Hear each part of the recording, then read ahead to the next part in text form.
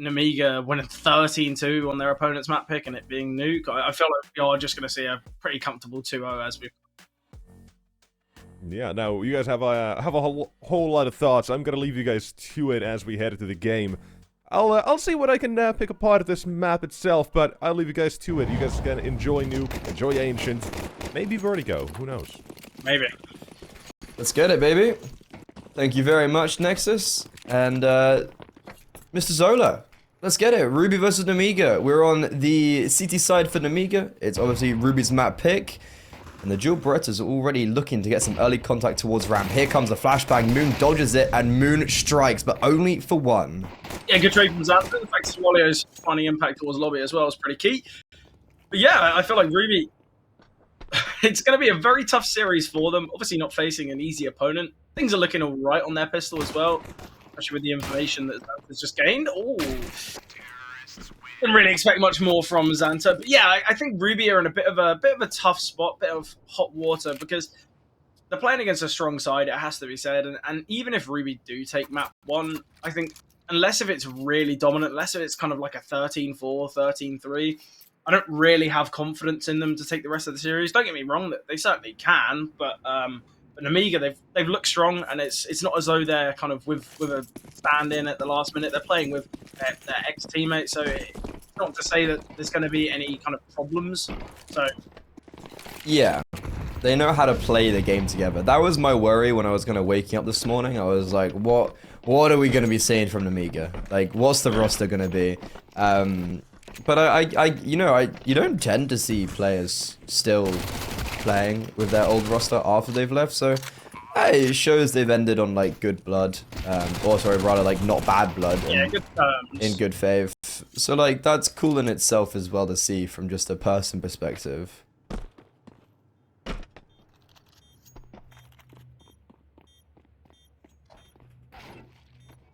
Oh, we have cameras? Oh, let's go. We have hand cam. Yeah, player cams. Some people not. I don't think. Oh, they're on LAN. Ruby on LAN. Ruby on boot camp. Maybe they've got the boot camp buff. I didn't like. Is Ruby an org? I don't know. I didn't know they were like an organization or whatnot. Maybe they're just. Maybe they all just live together. Got a LAN house going. Got a LAN house. That's very 2018-esque. Yeah. Look, Ruby, they're 2 rounds up. Are they going to find any more on the T side though? We've got the guns out for Nemiga. This is when we get going. This is when things heat up. When boys become men. But yeah, okay, starting off, Ruby, outside smokes. Are they actually going to do anything with those? It doesn't seem like they will be taking any of that contact. Looking over at Risky Bob, he doesn't have any of the information that, you know, is anyone down or whatever. So for Nemiga, we could be seeing a rotation down towards the B bomb site. But actually, they're completely reading this. They have Khan over in heaven. And, you know, he can't see them if they cross close smokes. And yeah, they're committing to holding this A bomb site. And they're correct. Here comes the utility. The first pump has been activated. But Molotovs keep on consistently raining in, blocking their path. There's 4 people on the A bomb site. This is going to be so tough for Ruby. Openers have to go their way, but Katie, the action, Thomas on the back of the bomb site will be able to find one. Sadly, can't take down Dex. Like double from him. And Winter finds Khan. It was originally a 4-person A defense, and it's fallen very flat. Looks like Xanta wants to have a bit of a look, but never mind. Climbing up the rungs of the ladder. That is, I'll be honest, it has to be said, that's a bit unfortunate and a little bit rough for Nemiga, because we mentioned it, they had a good read, they delayed with utility, the setup was strong, but the individual's just not quick enough to hit those key shots, and it's given Ruby another round, potentially a 4th as well. It's going to be weak investments alongside these 2 saved M4s. There's a bit of a tough first gun round. It's even harder as Xanta will fall to Katie. Yeah, well, survivor for Ruby. Yeah, like you were mentioning the 4 players on the A bomb site. The issue was that when they held the first pump of that execute and the utility was dropped, you actually saw the Nemiga players are starting to think that maybe it wasn't an A execute. You saw Khan actually turn his focus away from the A bomb site in heaven. I think he was actually even looking outside or went down the ladder. Alongside that, Risky Bob had gone into the vent as well, because look, they didn't ever have that control outside to begin in the round as well. So in that position, Nemiga are like, okay, we've had utility thrown at us. There's been nothing on the other side of it. We have no idea if they're down on the B bomb side or not. We have to go for a rotation. We have to be careful of these other aspects and other places that Ruby could be. And because of them putting down their utility, that was actually what lost them the round in the end. Yeah, I think as well the problem for Nemiga is, yes, it's the CT side, but they seem quite static. We didn't have a player down towards Secret. We didn't have kind of any ramp aggression until the bomb site was taken. I feel like in that scenario, Nemiga, they need to be It's a good read, to be fair. Yeah, they had a good understanding. They were a little bit worried about outside, which is understandable. There was outside smokes down, Khan was playing from heaven, but I think we needed to see a little bit more of a proactive push from Nemiga if they wanted a chance to win that one. Or I think in the same respect, just stick to a 4-person A defense. If this util isn't fake, then you've got such a strong defense, and if it is, then you can just retake with 4. Nice shot from Xanta, attempting to double down. Oh my god! He's bringing through. Deals even more damage to Moon. This was just a half by around the 1-saved M4 of Risky Bob. And look at the scenario they're in. It's a 4 versus 2. We've got a 14 HP Moon.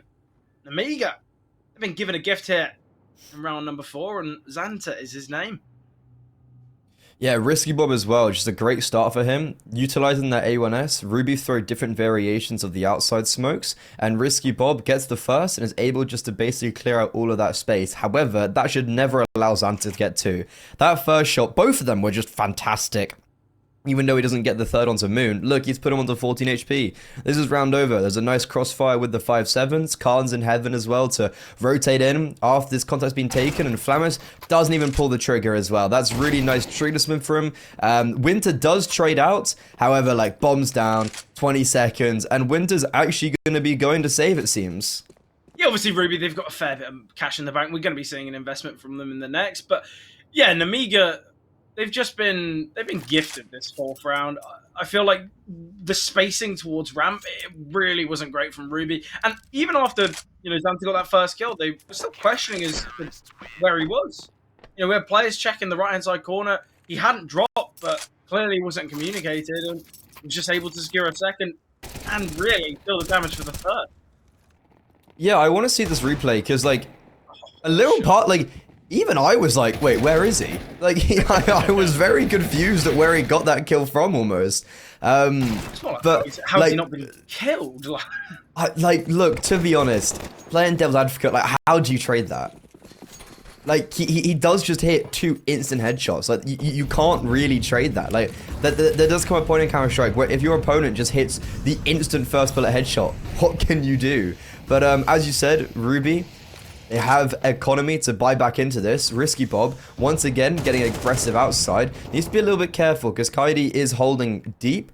But Risky Bob has just secured all his information once again. And you can see Ruby, who were trying to go for maybe an A execute right off the bat with 3 players on T roof, now have to maybe reposition with the understanding that Risky Bob has all of this information. Yeah, I think as well, when Ruby realised that there is the AWP in play for Khan, I think they are going to be heading a little bit more towards A. They haven't seen the AWP yet, right? No, I don't believe so. So yeah. once Khan either fires off a shot or kind of they gain that information, I think we're going to be seeing a lot more of Ruby heading towards A, just attempting to isolate the AWP, because I feel like that's just the best chance they will have. But I don't think they're going to be ready for this.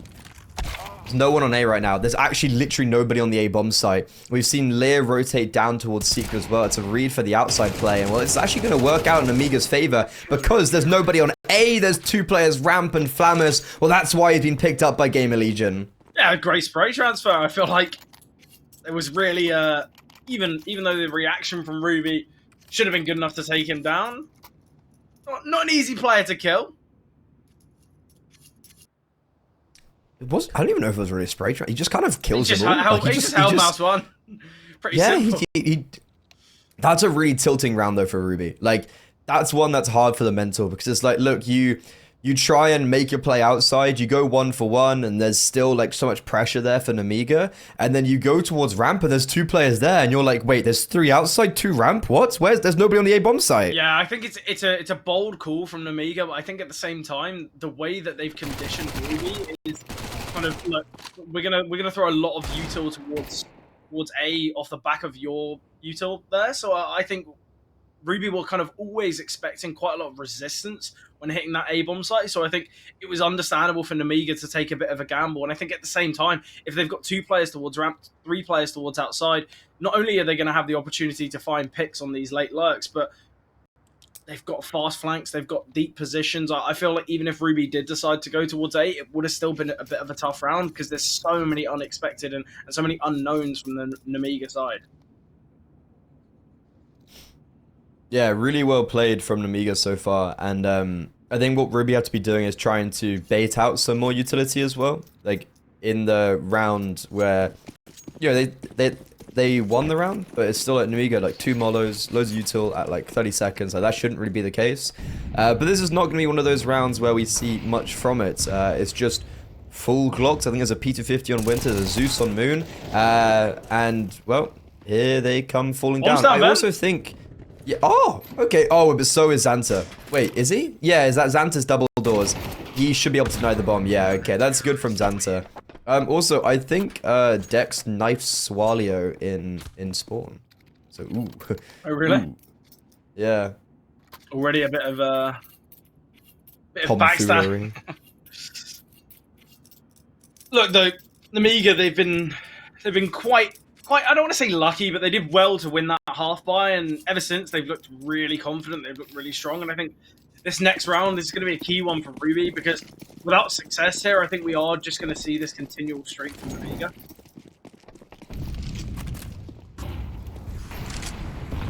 Still don't know if Ruby are even aware of Khan's AWP. He's yet to get a kill. Yeah, oh, actually. Because he got smoked off as well in the in round 5, so I don't think he even had any impact. But Khan's actually going to be playing down towards Secret. Issue is Ruby, once again, they're not going towards Secret. They're actually going towards this A bomb site.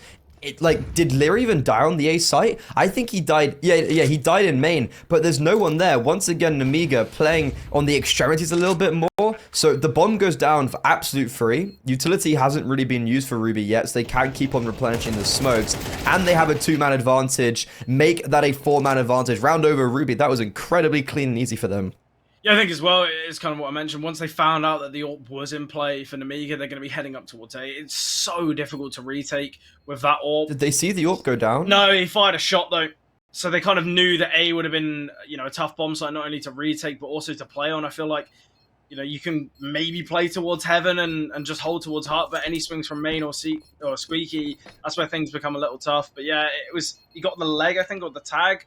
A shot was definitely fired. I feel like once the CT side is given that information away that there is an AWP in play, that's where you see the T's just so heavily head towards the A-bomb site, because it's so easy to deny the AWP any impact. And look, they've done such a good job with that. You can't get to find a kill. And yeah, it's a bit of a tough first half hit so far for Khan. We'll be out on the big green again, but yeah, we need to see a little bit more impact, because when your AWPer, you know, potentially one of your strongest players, your star players, is not really performing, that's where things can get a little tough and a little out of hand. Luckily, though, for Nemiga, this is Ruby's map pick. If they do fall short on it, Nemiga still favoured in the kind of the final 2 maps. What are they cooking here? Oh, it's the Heaven beat. Oh no, double nade on the back of the bomb site. Yeah, and look at that. Flamus is there. However, both the nades land on Silo. I'm not sure if that was meant to be. But Flamus might have not died, but taken a lot of damage. So I guess unfortunate. I'm not sure if those nades meant to go on Silo. But okay, it's a pretty good start for Ruby. 4 and 3. Converting some of those pistol round wins on the guns. And now we see one player outside for Ruby. However, Khan, as you mentioned, yet to strike with the AWP. Can he sting?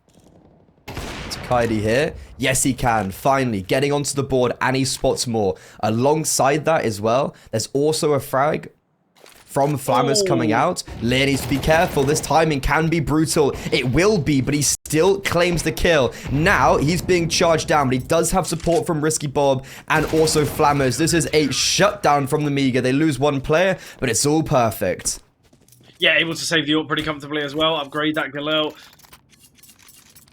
Yeah, it was nice there from Karna. I feel like Nemiga going to have to try and utilize this AWP, get him down towards Secret, maybe some aggressive ramp pushes. It's nice to see Khan having impact finally. I feel like Xanta has really stepped up, was the player that was kind of mentioned in that head-to-head, and you know, alongside Flamus at the top of their scoreboard, top of the whole server currently with 7 kills. And I think Nemiga, they've done well so far. If you take the best round away from Ruby, it has generally a lot of these rounds gone the way of Nemiga. Ooh. Well, eventually convert. This is the full investment. This is the force here from Ruby, and Dex again on these entries. It's so clinical. Fantastic. It's a great flashbang that comes in as well. I think it was Moon that flashed, and it just completely blinds those 2 players towards door, and that allows Dex to go entering in. There were 3 players there for Nemiga, and you wouldn't really think that, would you? Yeah, I think the problem is that smoke towards the back right of the bomb site. I believe it was dropped by Xanta. I think he was trying to just deny Molly. But yeah, in that scenario, just kind of lost his teammates. It's a T-side smoke, maybe. Yeah, because like entry pathing for a CT side when you're coming out hot is clearing door and kind of like main and second vent. So a smoke like that allows you to do that without having the focus of the back of the bomb site. I haven't really seen anything like that, but it's pretty cool. I think, yeah, it must have landed on those kind of the pipes, because it was a volumetric smoke. It kind of dropped down. Yeah. That's pretty cool. It's very cool. Definitely one I'm going to be going back in the demo and trying to find out where the lineup is. Yeah, what's interesting in this round is that we have faked for Ruby players going down quite a few times. They've put utility down towards, like, you know, the vent drop smokes. This time they actually put someone down the vent. However, that's not the person that wins them the round. What wins them the round is the over-aggression from Nemiga. After they realized the player's down vent, they tried to take some space towards lobby. You can see there was an attempted push as well towards ramp.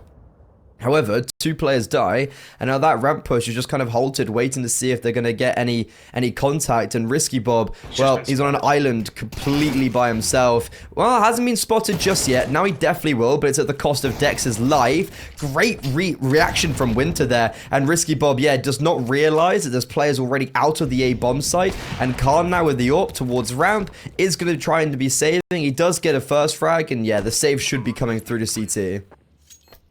Again, though, Ruby, they're doing a really good job here. I feel like the way they're playing on this T side, you mentioned it, they just drop one smoke and it forces the pushes, it forces rotations. And the fact that they are just denying this AWP having any impact is so key.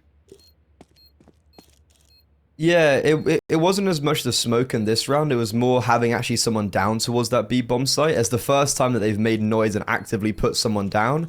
And I think that really, you know, played with Nemiga, and they just didn't react well enough.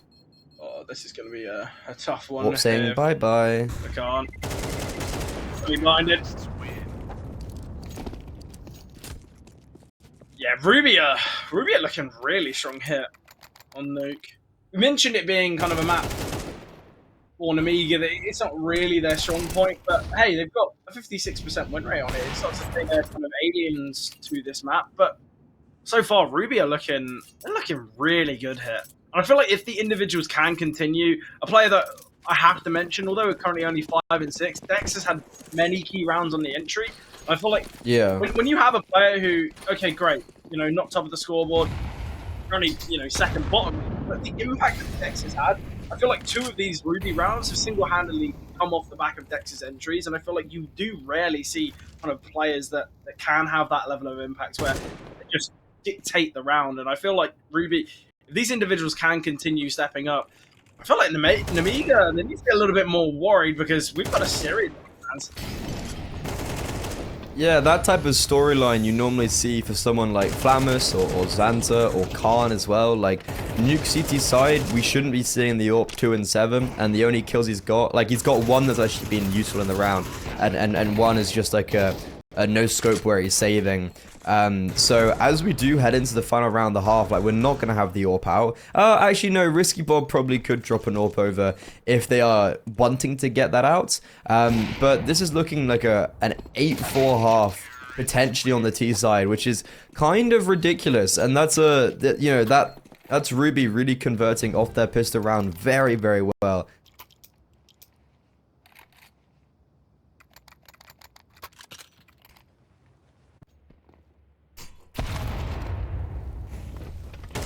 What we've seen from Ruby though, in their previous games, regardless of the map, they do heavily favour the T side. So I feel like a lot of the time, the team's strengths will be kind of dictated by the map. Yeah, I feel like Ruby, the way they play and the kind of their game plan and their style is very heavily orientated towards the T side. Not to say their CT side weak, but I feel like that's where they have their kind of advantage against their opponents. They're already falling. Fair. Yeah, and one of their most recent games against Havu, they won 10 rounds on the T side of Ancient, which, don't get me wrong, it's not impossible to see that kind of scoreline, but... Yeah. Every time I've seen Nemiga, it's like the organized chaos of a T side. I was hoping we get Inferno out. I love their Inferno. I also love their Ancient. They're two very, very strong maps for them. Surprised they banned Anubis as well. It's a very good map for Nemiga. So it's interesting to see that they've forced a Vertigo into the final. Ruby now, though, very early man advantage. Lit instantly dies outside, and you can see there's only one player down towards the B bomb site. It is KD, and he's going to be keeping both of these players here for Nemiga. Yeah, Flamus needs to find KD, needs to find him comfortably. We have got Winter on top of me. Blackman coming over. Oh, bit of a struggle for Flamus. KD finds the kill there, and look, it's a 5v3. It's going to be such a tough round for Nemiga. Yeah, the bomb's going down. No need to save here, Khan. You got to go for it. It's the last round, mate. And there's also, look at KD. He's actually under heaven as well. So you can see all of this utility that's being put out. KD's been able to get himself into a position to succeed. However, Risky Bob coming up late from Secret. Okay, it's a lifeline. It's going to be very, very difficult, but there is a well they win this. Moon, however, shattering those dreams. So Walio adding to that. Khan now left by himself. He falls. That's round over. And Ruby looking phenomenal in this first half.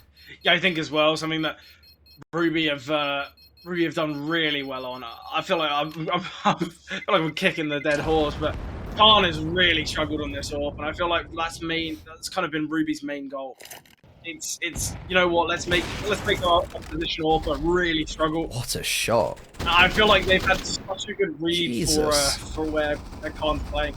The rounds he's going towards, that's when Ruby decides to head outside. In the games that he's kind of playing a little bit more towards heaven, they drop the smoke and they kind of hit out towards A. And the fact he's only got 2 kills is pretty incredible, because Khan's usually a player that has those magic moments. Yeah, I mean, overall, Nemiga were not playing like a top 30 team, both individually and just team-wise. You know, their rotations were all over the place. They were just, like, their pure firepower was just really off, and you could saw Flamus in the face cams in the previous round kind of like hitting himself a little bit after he whiffed on KD. And now Nemiga on the T side. That's a good start. Moon completely flashed in main. However, how is Sawalio able to get 2? Puts it back into a 3 versus 3 after he falls, but Flamus looking to take charge. Winter's fallen, and finally, okay, a little bit of fire, a little bit of ignited into the engines of Nemiga. Kaidi, 1 versus 3. It's gonna be a bit difficult, eh? Yeah, especially with 2 players under heaven. Nice round there from Lit. It was unfortunate for Dex. It was kind of like a bait and switch from heaven. Dex was just hiding on the back of the bomb site. We saw contact being taken from heaven, but sadly it just didn't matter. You know, Winter did a good job to try and divert the attention away.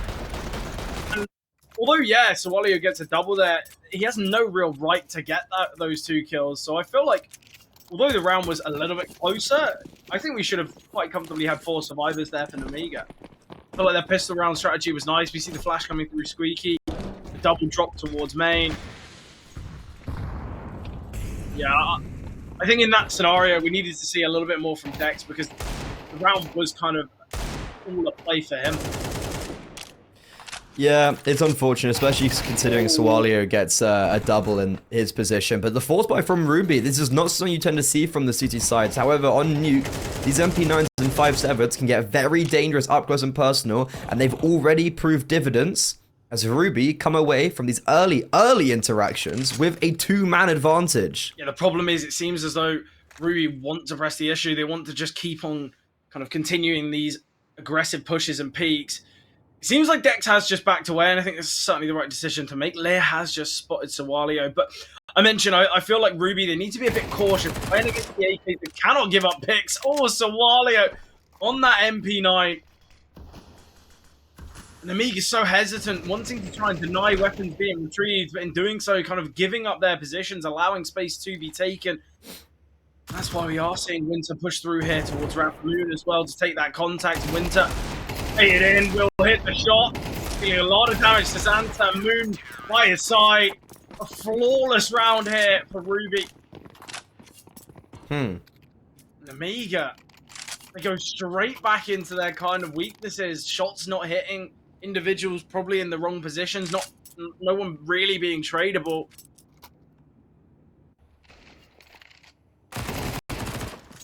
Really not looking great here so far from Nemiga. Yeah, I mean, right now you've got a Nemiga that are playing very weak and Ruby who are playing very strong, very much primed to be taking map 1.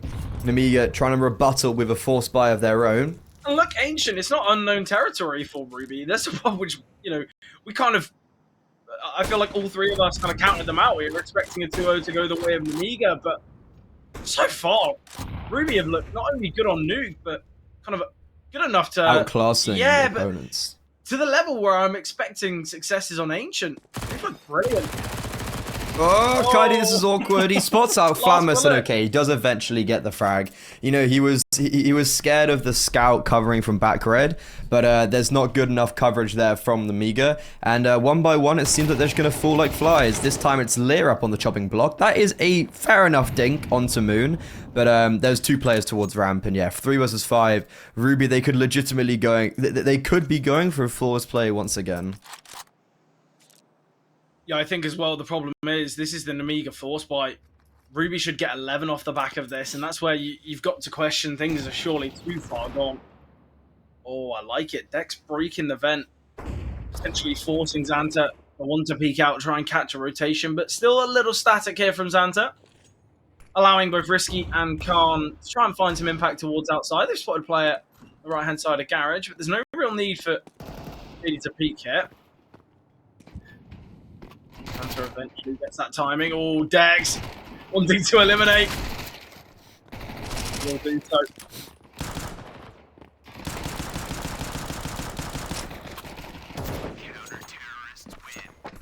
4 survivors against the force buy. They can upgrade weaponry.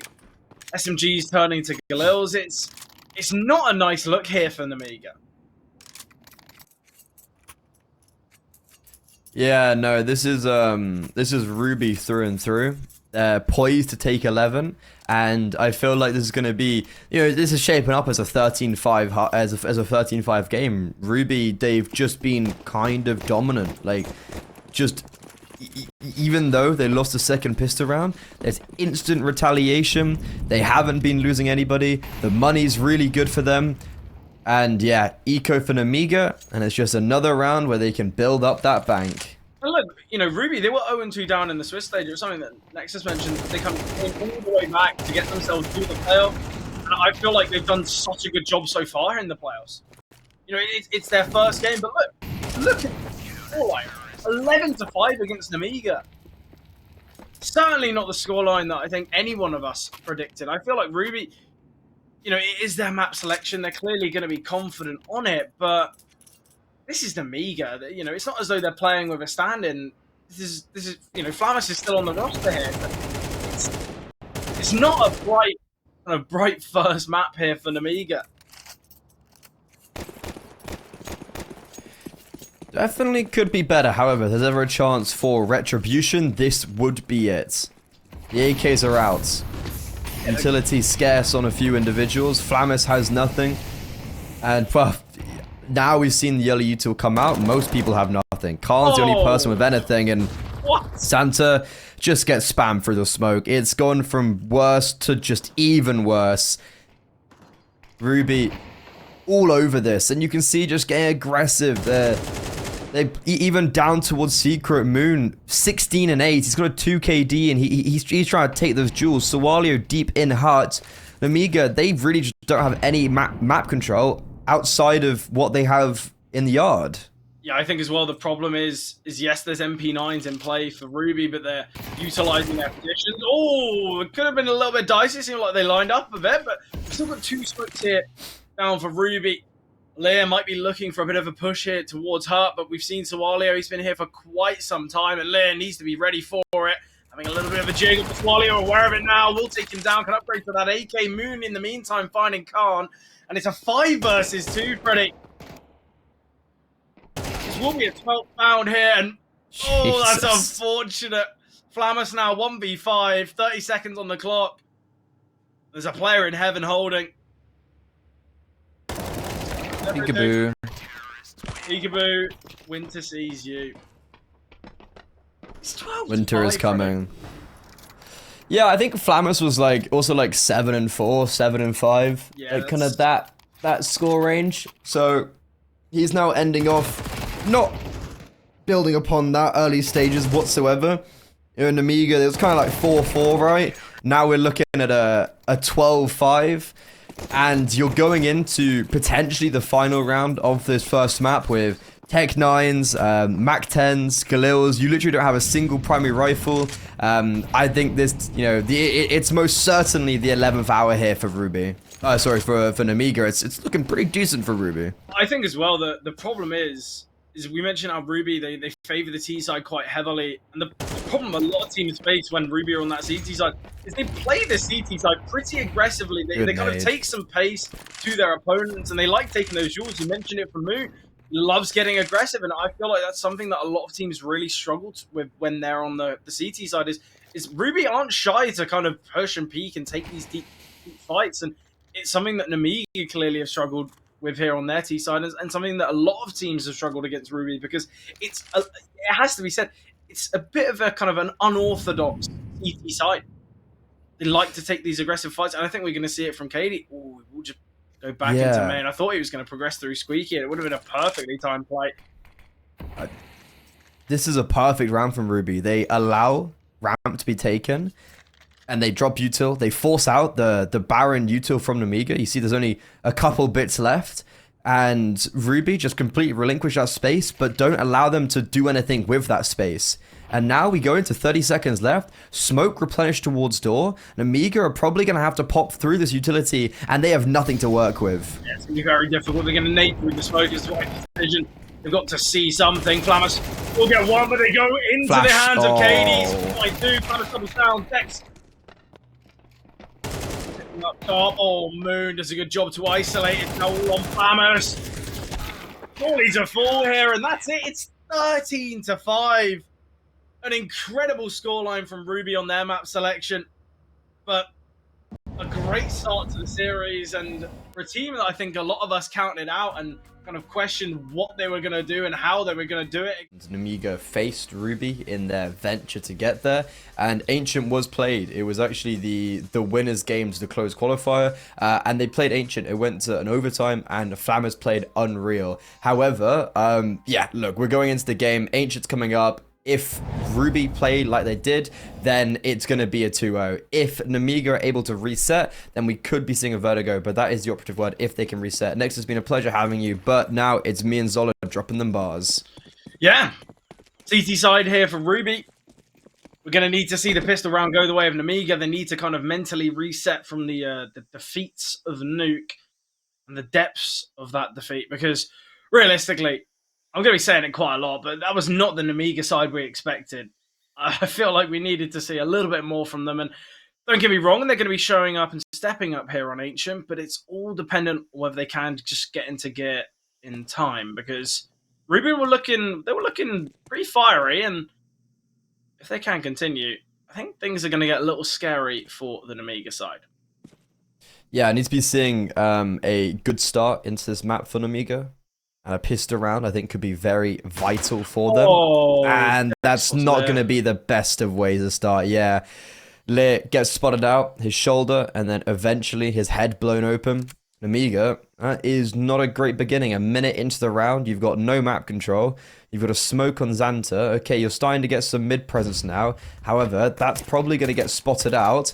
And it does. Moon sees only one. He realizes players in red room. Well, that's confirmed. Nemiga needs to be able to get themselves to a bomb site now. That's the issue. And they're just being chopped apart one by one. Sure, they've got one frag on Winter, and they will get a second onto Moon, but with 30 seconds left, they're trying to make a last-ditch effort towards the B bomb site where there are 2 players here. Oh, no, they're going back to A. Okay. Certainly the right call, but they still need to deal with Sawalio. So many unknowns as to where he lies, and they still need to get the bomb down. There's 14 seconds left. Smoke on the bomb. Might attempt to deny it. Ooh. It's to just sit silent. He gets stepped back, but still will find. Flamus takes down Dex. He's still got a low HP KD as well. Flamus could quite comfortably win this round. The bomb is planted for him. There isn't a kit in play either, I don't believe. So, although Nemiga seemed a little slow to start this round, they certainly can take things here. Tap the bomb. Swallow does find him though, so Ruby will take the pistol. I have to say, that was probably the slowest played T-side pistol round I've seen in quite some time. See, Flamus is not happy. They know they shouldn't be losing this game, and they shouldn't be in a position where, you know, they're losing the pistol rounds. They've lost map 1, and right there as well, like, I like how Sawalio doesn't just randomly pull the trigger onto the person planting. He realizes the chance of him getting killed through the smoke is very, very low, so he waits for the bomb to get planted. He puts his team into that 3 versus 1. Flamus does do well to find Dex coming through middle, but regardless, Ruby, they end up taking it home, and Nemiga, well, bomb down does mean we're going to see a force by coming back out from them. Strong investment from Ruby, though. 3 rifles in play. Fair bit of util on these SMGs. I like what we're seeing here from Flamus here towards middle. Already taking this control. The other 4 guys, Dex will get one before falling. So it's a good trade. It's a rifle for an MP, right? Flamus finds KD, though, makes things a little tough, and it's just Winter defending V-bomb side currently. Yeah, you can see there is going to be good aggression from Sawalio towards the A side, so it does confirm what they probably already did know, that it is going to be a B take. Moon needs to get over towards CT and actually help his teammate out. That's exactly what's going to happen. Now, we've got a battle of attrition where Ruby, they just have to hold on and wait for Sawalio. There's a world that the Nemiga do head back towards the A bomb site, but I think with the lack of mid control and 2 players in cave, it's going to be a commit here. And Sawalio, maybe because they've waited for so long, this is where he initiates. Oh, they checked behind to go get the bomb, I think maybe. They didn't spot out Sawalio. He doesn't pull the trigger. He's waiting, telling his teammates to play behind that smoke. Sawalio initiates, but Sawalio dies. Moon drops the bomb on the boost on long, but Sawalio, that was his round for the taking. Maybe he should have just dropped the bomb. Yeah, the unfortunate thing there is Nemiga, they kept continually kind of checking behind them. They were so worried about a flank, and quite rightly, as there was one impending. And yeah, I think timing just evading, getting a little bit unfortunate. We are going to be seeing Winter fall as well. Moon can save, but I think it's timing kind of goes in the favor of Sawalio, and then obviously Can Moon save? Double back. Yeah, he goes down to Risky. Hunting that. It will deny any chances in the next round for the likes of Ruby. They are going to have to force, though, because the finances are looking pretty weak. But an important round for Nemiga to win. Yeah, really unfortunate there for Sawalio. I think this kill here onto KD from Flamus was so key, as it factored in many unknowns. We did see that from Sawalio, and it was quite necessary to get himself in the back lines, but timing was just a little bit unfortunate. Ruby, though, on the force. Once again, it's going to restrict the finances, and I kind of mentioned how Ruby seemed to struggle a little bit on their CT side when we don't have the orb on Moon, so I feel like They need to be kind of evaluating their finances a little because, especially a map like Ancient, it can be quite heavily dominated by that CT or. Yeah, I mean, he was doing it with the rifles on nuke, so there's a will, there's a way. KD, ooh, alongside Dex, they get one.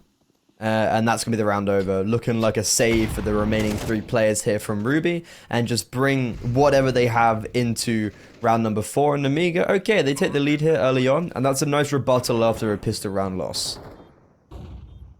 Yeah, I think the problem here is this round, it's not coming close at all. Nemiga are just going to be trying to save as many weapons as possible, keep their finances on the rise. The fact that it is just these 3 pistols saving, it doesn't really lead me to feel much confidence for Ruby to find many picks in the next. I think that's the problem when you kind of have these half-buys, when you go for these full investments and you've got weak weapons in play. Even though losing the round, you need to see a couple more kills coming through because I think that's kind of the main goal of the next is to restrict the finances of Nemiga, but I'm not too confident in Ruby's successes of that.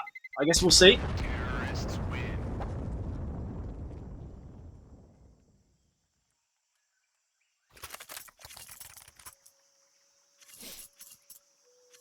Expecting maybe a FAMAS to be played here by Lear. A FAMAS, a Mac 10, what am I saying? Yeah, they look same. But it's the same gun. It's just as bad as one another. Actually, I'll be honest, the Mac 10 is better than the FAMAS. Okay, the Mac 10's insane, but the FAMAS, like, I don't understand the FAMAS hate. Like, I have a strong belief that people who hate on the FAMAS just don't know, like, just, like, it's like, they're like, what's like, I think it's like Monterism, where it's like, where it's the theory of, if you speak about something negatively so much, then it just becomes a reality for people type thing.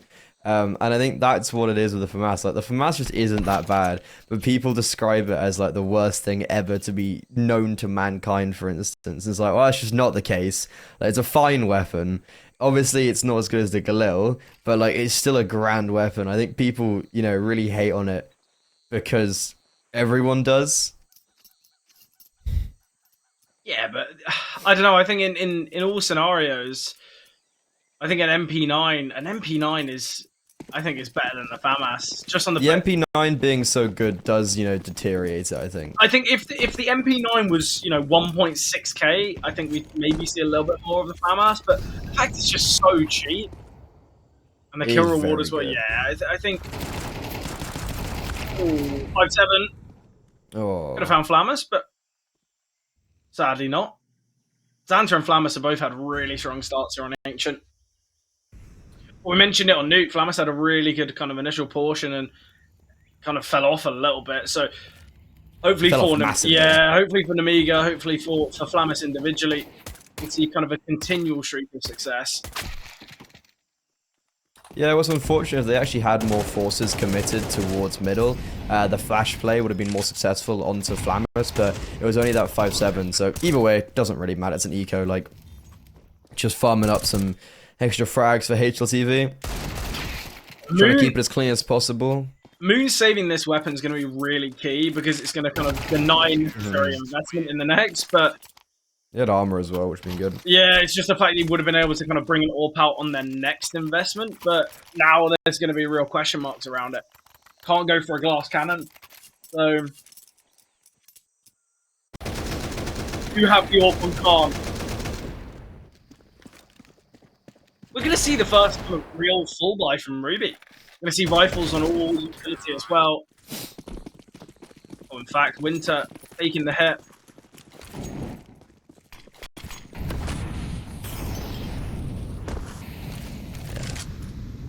Precious MP9 that we were mentioning. And Ruby, so on their first gun round, they went for quite heavy lane aggression with only one individual. This time, they're not going to go for something like that, and instead, Dex is going to be catching off Lear as he's trying to skulk through that smoke. That's the easiest opening frag you're ever going to get for Ruby. Oh, and they double down. FAMAS just gets spotted before the smoke blooms. Yeah, and look, I think those 2 kills have kind of been gifted. Ruby didn't really have to fight hard for them, and I think now Nemiga heavily disadvantaged. We're seeing Ruby kind of just sit back and relax. There's no real need for them to kind of continue these aggressive pushes and peeks, and that's why we are seeing Dex slowly make his way back from cave.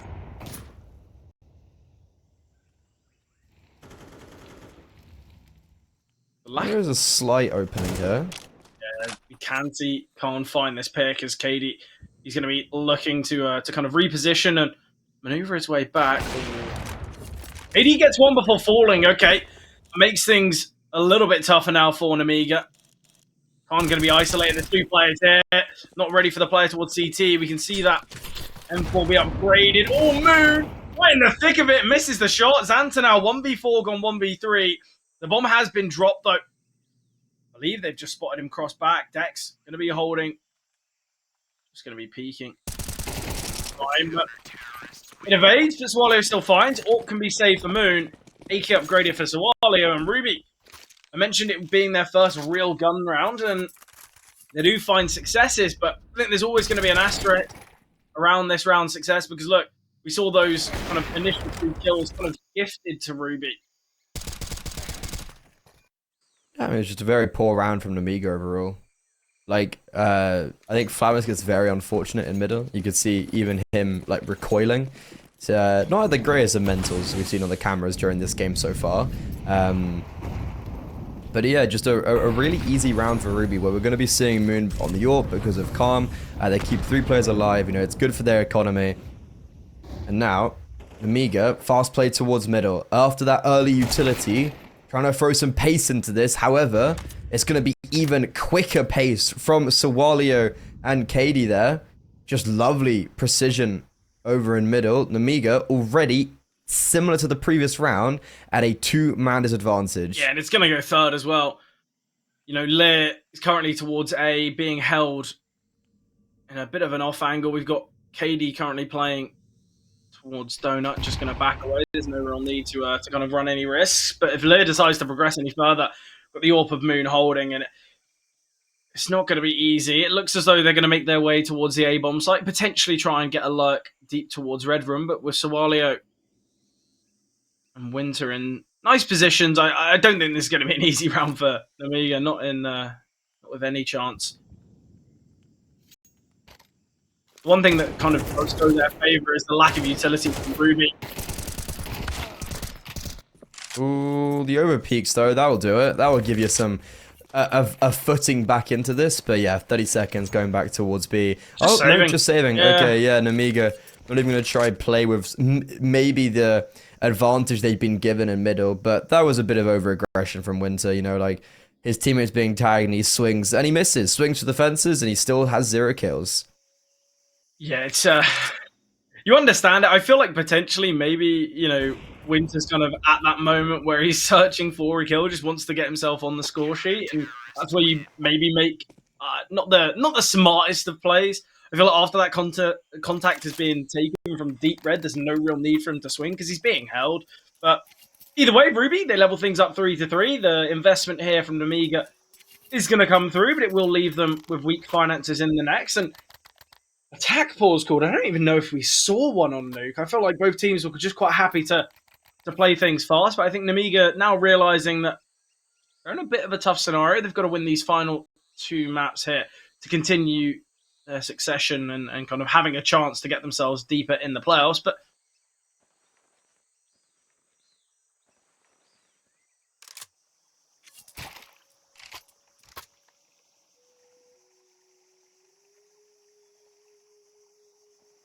Yeah, I think a very necessary tactical pause. You can see is like that's 2 rounds in a row, and Nemiga have lost opening picks pretty much instantly. It's been nice different reactions from Ruby and middle as well. You can see that Flamus was able to get quite a lot of space over in round 5. However, then in round 6, when that space was attempted to be curated once more, that's when Ruby had 2 players there, and they completely shut it down. So looking pretty good for Ruby on the CT side, and seemingly getting back into the same momentum they were over on Nuke. And here comes that lane aggression that we saw in the first gun round, and well, Dex doesn't really go with any of the utility. That's an opening kill, but instantly traded out onto Lear. Yeah, KD needed to find that pick. A smoke here towards Donut. Flamus gonna potentially attempt the grey screen. Oh, Flamus found Oh man. Sawalio. Xanta. So close, he's been spotted and has been found. Great stuff from Sawalio, and it's a 4-on-4 that is just thrown away. Winter gets a good timing to find Khan, but the two players towards Donut there, quite unnecessarily fighting and kind of looking for picks while the smoke's down. I don't even know if they were looking for fights. Flamus does just get spammed straight. Risky. Yeah, it's just a bit unfortunate. Like, you've got Sawalio that's killed Flamus through a smoke and Donut twice. Yeah, like, Xanta, I don't know, tries to maybe take some sort of timing play. But yeah, Nemiga, just like a really rough couple rounds. Like, that's just 3 rounds in a row where, like, there's been no redeemable features. Like, in this round, it's the first time they actually had an advantage, and it gets so quickly thrown away that it doesn't even matter. And Risky Bob now just getting consolation frags, only able to get one, so that's good for Ruby in the sense that they've been building their economy very well. And yeah, Nemiga, they've relinquished the lead and also put themselves on a low buy. Right, Freddie, look, we've seen 7 rounds of play. We're kind of expecting how this 8th's going to go. So Ruby should put themselves 5-3. Any kind of mid-game predictions? Do you think Nemiga can still take 2-30, or are we going to see that? We've seen we've seen 7 rounds of gameplay. Like, if this continues for Nemiga, no, because they're playing quite poorly right now. Like, they are just playing bad Counter-Strike. If they can improve in the next gun round and show some sort of, you know, lights of success, then yeah, I can see a Vertigo. But we are still very early doors. You know, you can't really read into a map after 6-7 rounds played. Like, let's see what Nemiga can throw out after they've taken this. You know, they've got a second tactical pause. They've got a low buy where they're probably gonna like rush B or something stupid like that. And then, you know, they might even win the round. But let's see what they do actually in the gun round, and let's see, because Ruby haven't been tested yet. That's the issue. Yeah, I think the way that Nemiga have been playing, it's been looking kind of pretty elementary. It's not had kind of many signs of success. We're not really seeing any kind of strong strategies. It just seems everyone's kind of playing a little bit individually, and there's potentially a real lack of synergy on this Nemiga side. Which is not something you would have said a week ago. Yeah, definitely not. I know they're actively looking for, like, they're actively trialing people, but this is, like, their last tournament with Flamus. And yeah, whoa, okay, I said the Tech-9s, they might just rush B, and that's exactly what they're going to do. They're going to find success until Winter finds some of the first frags for him in this game and puts it into a 2 versus 2 retake for his teammates coming from CT. It's a fair bit of util. Xanta can drop a smoke towards the left-hand side of the play. Bad smoke, though. That's what we're going to be seeing here. Ooh, can't. Needs to be cautious, trying to take some space. Opponent's face. Will get taken down, and Xanta, in fact, nice spray transfer. Or not spray transfer, just nice double kill, I guess, in Nemiga. It's with weak weapons where they find success. That's more like it. Very nicely done from Nemiga, and a very nice ending from Xanta as well there. Look, like, you have a double retake from Ruby that kind of, you just end up standing on and stepping on each other's feet. The USP's out for Moon, and, you know, Xanta gets tickled a little bit. They line up for him, so that's a bit of an unfortunate one for Ruby. You know, you had a really early nade that got missed by Dex. If that had landed, that would have done at least 100 damage combined across a few players. So you should have those little micro things that would have really assisted Ruby, and right back now, swinging and firing off in towards middle. That's the man advantage. Moon, completely blinded. They know the boost is there, and Xanta this time can't get the 2-man spray down, only able to get the first, and that's allowed Dex to come through from Cave and trade out his teammates. Now, once again, we're in a 2 versus 2 post plants. He positions here, Sawalio cannot deny the bomb plant, but he will take down Lit. Now the Orb of Khan. 1 versus 2 here. They're going to double up. Certainly the right approach when facing off against the big green. Oh, this smoke could make things a little tough. They've certainly heard the scope of the Orb. Nice flying from Khan. No trade from KD either. Bombs planted for him. Okay. And that's the round. Yeah. That's another round where you feel like you have Ruby to be winning it, right? You have the opening kill, you have this nice setup towards the B bomb site, there's 3 players there in total, and then you have a boost on long that completely gets subjugated. Very nicely done from Nemiga, but these are back-to-back rounds that are still not showing me any confidence. What they do though, however, is just minimize the Ruby economy. So now, even though it's 2 1 versus 2s for Nemiga that have been won, that's going to work out in their favor because we're into round 10 and we're picking at, like, scraps here for Ruby. Yeah, I think as well the problem is, Ruby, they find that pick towards middle, and I don't think they're really expecting, a fast push towards B from Nemiga. It's that kind of individualistic play style that Nemiga have been opting for, and it's kind of been the cause for their downfall. That's where they found their success. They're kind of making these plays, and I think you've got to say, quite risky plays. He's just flashed himself up ramp, blinded the AWP, he spotted both of them, he spotted the AWP on the boost, so he knew there was 2 players there. I feel like Nemiga, yes, they found success in that round, but it kind of came off the back of one of those risky individual plays. And I think what wasn't working for them initially now is because I think Ruby are a little too confident, and they're quite kind of, I don't want to say complacent to this aggression shown from Nemiga, but certainly not to the standards that they were in the kind of initial part of this half. Yeah, I think in this round as well, Ruby should have just saved those 4 players. The bomb site gets capitulated very early on. I don't know why Sawilio's going for a frag like that as well. Like, what are you trying to achieve? Now we go into penultimate round of the half, where Ruby, they only have 1 MP9. They force spawn into that round, and that's 3 in a row for Nemiga. Yeah, I think once that bomb site's taken and the initial pick is gone, at least give yourself a chance in the next, because it's just going to be maybe deep unarmored Eagles.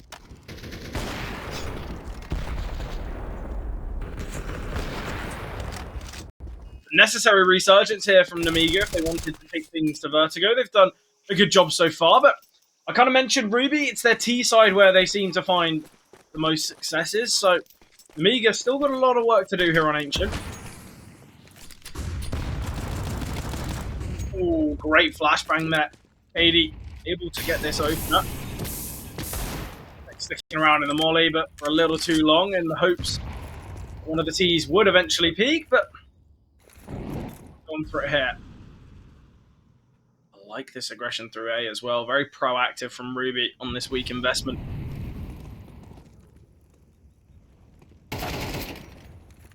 Xanta will find one. Problem is, Winter's so isolated, and aggression from Cave will find.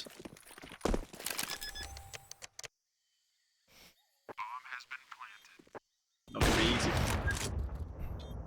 Yeah, just one of those rounds where you kind of anticipate it to be the case, and now it's Sawalio trying to save that AK.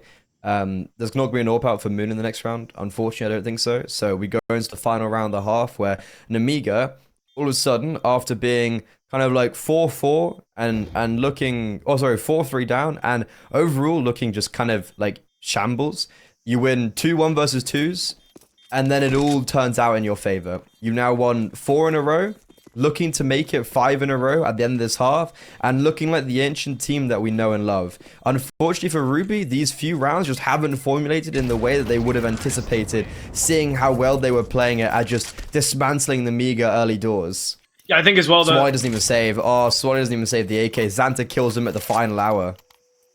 that's unfortunate. I think as well, we mentioned how the individuals really weren't stepping up for Nemiga. Xanta playing very nicely. I think he's currently 14-6. And it's the players on the Ruby side that are a little quiet. Moon, someone who had an incredible game on Nuke, currently 4-7. Yeah, he's had to retake a lot, and then when he's been on the B bomb side, he's kind of been flashed to hell. So like, he's had a bit of a rough time finding impact. And I guess like when you are having to just retake the B bomb site, it's very unideal. Dex now though, we've seen this cave aggression, and once again, it's never really worked. And that's going to be a prime example of it. Nemiga, they realized that there's going to be aggression. They've been, they've had the artillery strike, so they just hold, they flash, they peek Dex with some sort of coordination, and that's Ruby now in the final round and a half with a man advantage and no sense of a rebuttal. Yeah, I think as well the problem is we've seen a lot from Dex coming from Cave, but usually there's been some pressure, some presence from Ramp. Yet in this one, we saw both Moon and Winter just sitting on the back of the bomb site. We needed to see a little bit of aggression and kind of a second prong to the attack from Ruby there on the CT side, but it seemed a little bit lifeless. And the fact that all it took was one flashbang and Dex falling. Bit of a problem here for Ruby. Needs to try and find a pick back. Katie has spotted out one. And a bit of a Campbell call taken here from Ruby as they do rotate their second player towards A. We are going to be seeing a bit of a lurk from Risky. Ooh, Nemiga have sold them a dream. Nemiga have sold them a dream. It's going to be a fake B over towards the A bomb site with 20 seconds. However, with the lack of noise, now Ruby realizes it's towards A, but it's way too late. Risky Bob and Flammers just absolutely churning them up. That is precision, especially from Risky Bob there.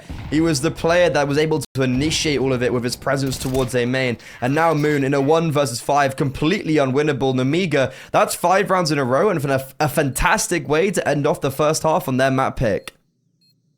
Yeah, key from Nemiga, extending the lead even further. A pistol round victory can potentially even just solidify the game. We've seen a lot of forces from Ruby on that second round, and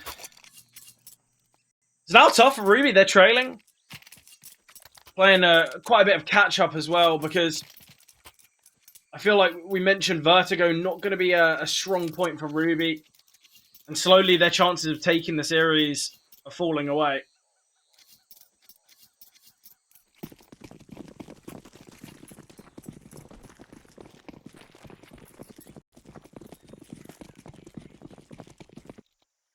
Look, Ruby, Pistol round. Yeah, what are you saying? Ruby have looked really strong on their T side on Nuke, and on Ancient they've got a 67% win rate on their T side round. So they've still got a chance to take things, but the pistol's going to be quite heavily dictating it. Yeah, and that's an awkward start for Moon, and well, an even more awkward start as they charge into the meat grinder of Cave. Zanza still hanging around, and that could be his downfall. And that's Kaidi getting a double, I think, in one in middle and then one over in Cave. So you have all of a sudden a great start for Nemiga. Now the bomb's going down, and it's a 2 versus 3 retake with no kit. So you mentioned that the pistol round is going to prove to be very important for the resurgence of Ruby, and this is the perfect start, especially with Katie just looking sharp. If he can continue this type of form, well, you never know. Yeah, 4 kills there on the pistol. You mentioned that clean double. The problem is, you know, they go for that kind of double cave setup with the Julies. And yes, they find those initial picks, but we just needed to see Nemiga back away in that scenario. After they find those kills, they need to fall off. It was that kind of continual aggression. There was no need for them to stay deep, and obviously it's kind of just a 50-50 on who's going to win that gunfight, but Katie can very clinical there. It was bring out the AK, quite a lot of utility as well.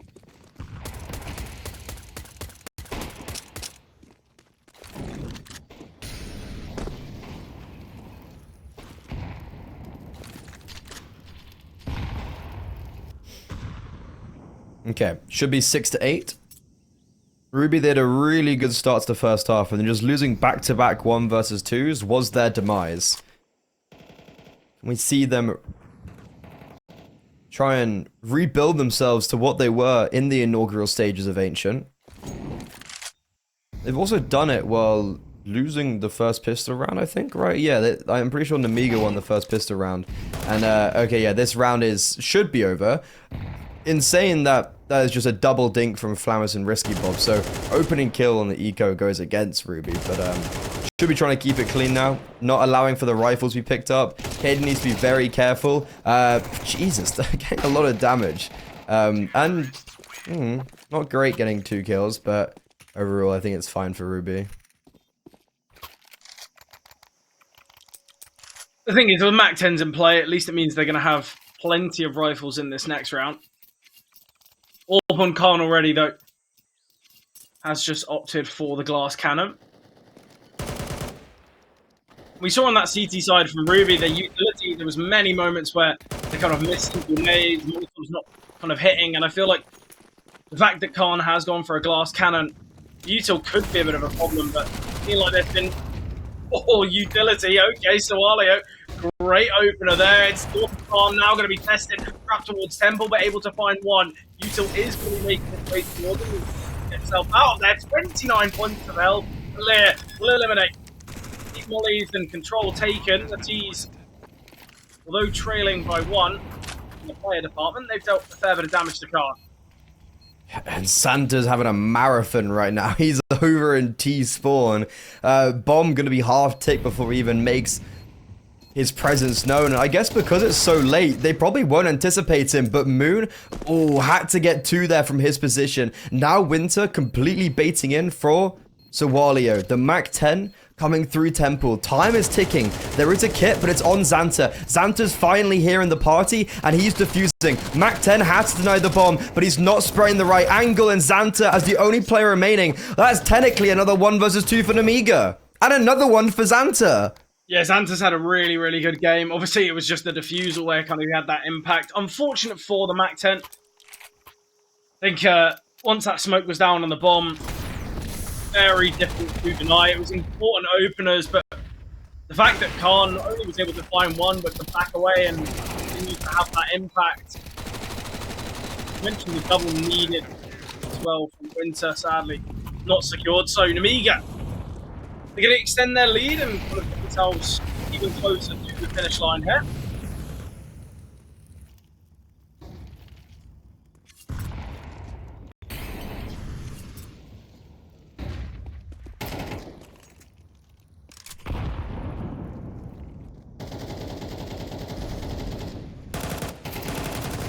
Ooh, Xanta trying to build on his confidence, and it seems like he will. Alongside Lear and Risky Bob. Well, that's going to be a great beginning. Yeah, they need to be ready for next, though. Oh, you can see the flashbang comes in, but I don't think they're going to realize him so aggressively here behind the boxes. Dex has a possibility to get 2, and I honestly feel like he's going to have to get both of them. Oh, Dex! Eventually finds Util in hand, though. Util. Oh. Unfortunate. Still a 2-on-2, though. Still very possible here for Ruby. Molly in the smoke going to slow things down. Ramos has made steps. Oh, this is going to be... Word and Flammus found by Katie. It's the low HP Risky Bob now. 1 versus 2. Mention how Nemiga. Yeah, they've won so many. What's another to the tally? Come on, Risky Bob. You know you won it. And okay, yeah, if he was so low HP, and I guess Sawali just had the jump on him, you could see he was aiming for more of the Kylie's position. Oh my god, they didn't lose a 2 versus 1. I feel like if you want to put it in perspective, the amount of touches that Nemiga have won, you know, Ruby, they're trailing, they're not out of this one.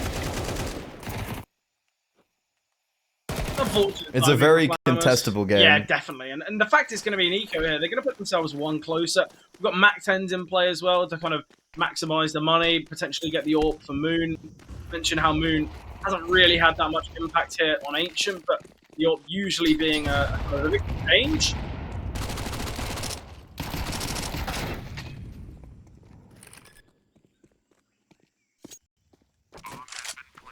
Still, like, a scary amount of damage in this round. Obviously, it's against the eco, so it shouldn't really formate to too much. And okay, Ruby, they're going to be having 8 to 9. Honestly, they've looked better in the gun. Like, they've looked better this whole game. It has just ultimately been those clutches. That's the reason why we're at this point. I still think Ruby take this... They take this map and take the series. Like... Nemiga have got 1 round in the second half so far, and it's once again because of a pretty close 1 versus 2, technically from Xanta. And I think Ruby, like, they are just playing better Counter-Strike right now, but some of these rounds are getting a lot too, like, they're getting far too close, and that's why we're allowing the 1 versus 2s. Even just, like, I know it's a small, but, like, that ecos, like, you know, they haven't done the ecos cleanly. They've lost 2 players in both the ecos. Even in round 16 when they won, like, it was super tense round. And now Ruby, it seems like everybody's charging over towards B early on. The thing is, with that eco, they had 2 Mac 10s invested, and it means that they come into the round with 3 rifles. They have so much. The flashes coming in at the last second. Lear couldn't get himself out of bomb site before remaining players progressed on through. Flammus through. Timing wins. Why is he spraying? Not the greatest of sprays. KD will get the trade. Jesus. Another 1v2 opportunity, Freddy. Oh my god, okay. Risky Bob didn't get the 1v2 last round. This is when he gets it. He has no kit. Surely there's one on the board somewhere. Oh, and he spots out KD. Okay, Nade could do a bit of damage. And it will, you know, it's a bit of tickle, 26, but peeks into Moon. Again, like, this is exactly what I was talking about at the start of the round of, like, Ruby are playing better Counter-Strike, and then they just do, like, okay, Winter's full spams the smoke. And it's like, what? Why? Yeah, it's a bit odd. Huh? I feel like Ruby, it seems as though they're kind of, their team play, it was nice, you know, they kind of just sent 5 players fast towards B. The flashes were good. They caught off players on the bomb side. But I feel like when it gets to those clutches, that's where things go a little wrong for them. Just on the basis that I feel like they're a little bit hesitant. They're a little bit worried. And that's where we see those kind of spams through the smokes. And because I feel like they have lost so many clutches so far that they're making these really weird plays and weird decisions because they're kind of hoping that they don't make the mistake to throw the clutch. And in doing so, that's where the clutches kind of have gone wrong for them. Yeah. I mean, that's a big round in itself for Ruby to be taking because you're not only even up the scoreline and you're bringing yourself back very contentiously into this game, but you're also putting yourself in a 10-9 position most likely after this eco round. So overall, Ruby, like, this is, in my eyes, this is looking like a real 2-0, which is not something we anticipated as we were heading into this series, but I guess just with the issues that Nemiga are facing with some of their rosters right now, it does make a little bit of sense. There is a man advantage. Again, like, these rounds just shouldn't be close, but they're becoming close. Bomb is out in the open. Denied. So Walia...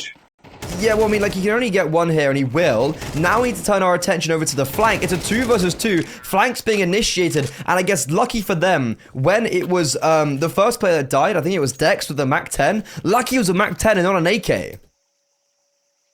Yeah, I think as well, when you kind of look at it, although the finances are looking quite strong for Ruby, it's because they've just gone on kind of a crazy round streak, but so many of these rounds have come close, regardless of investment from Nemiga. It could be weak weapons, it could be full buys. It seems as though Ruby, they continually bring things close, but they are now finding that success. But the problem is all the clutches didn't go their way in the first half. Now on the B side with the AKs, things are working nicely for them. The Awful can't. Similar statement can be made for Moon, though, and KD going to be taking to aggression. Will fall to Lear. It's a nice opener found, and Lear can upgrade, and he's hunting for more. Could catch off a player here. Next, though, has now the position. Oh my god. Again, like, this is a round where we... Oh, hello. Okay, so Risky Bob is, you know, kissing Sawalia right now. You can kiss the bride. But it's Moon 1 versus 3. That's another round where, like, Lear probably should have died. And you know, it's an interesting interaction between Risky Bob and Sawalia, who's also been having a great game. I had 20 and 13. Moon, yeah, he's gonna die. 9th. No, okay, she's going to execute 10 to 10. The game keeps on going. And because these rounds have been just a little bit too close and we've only been keeping 2 or 3 players alive, look at the economy for Ruby. It's 3 rounds in a row, or like, you know, it's in this half, it's 6 out of the 8 rounds they've won, but their money isn't really quite showing that. Yeah, I think luckily they are still able to invest in this one. Swallow with somewhat limited utility, same with Dex, but we've got 5 AKs in play. The victor of this will put themselves up to 12 because the finances for both sides not looking for enough to invest in Dex. KD put himself in the utility. Flashbang to come over. KD needing to dodge, but he will. Can find Flammers. Pressure through the spokes key from Risky, but key trade from Sawalio. Lear, though, swinging from Cave, once again besting Dex. We're on a 3-on-3. 20 seconds into the round and already so much action. Both these teams playing pretty aggressive. It leads for some exciting Counter-Strike. Yeah, that was a big second from Lear to trade out. And Lear, oh, as soon as he dies there, that's probably a round over. You can see there's quite heavy aggression in middle. Nemiga were trying to retake it, which I like. You know, they send Khan and Xanta to reclaim their lost land. Well, the round's not over just yet. Yeah, look at where the bomb is. It's being held for very acutely. Moon, he can't get out. They just have to wait. Luckily for Ruby, they've got time. Like, they can just hold it on. But Moon needs support from his teammate. He's going to go by himself and he's going to die. That's the bomb down. I have no idea why they've waited that long and then just let Moon go by himself. Ruby, obviously they don't know where Nemiga are, but that's so poor just to hold with the understanding that there's probably someone shelf and then just send your bomb out by itself. Now, is it time for Ruby to get a 1 versus 2? Sawaleo had the opportunity there on Khan. Unfortunately, can't finish him off. Puts him on to 28 HP.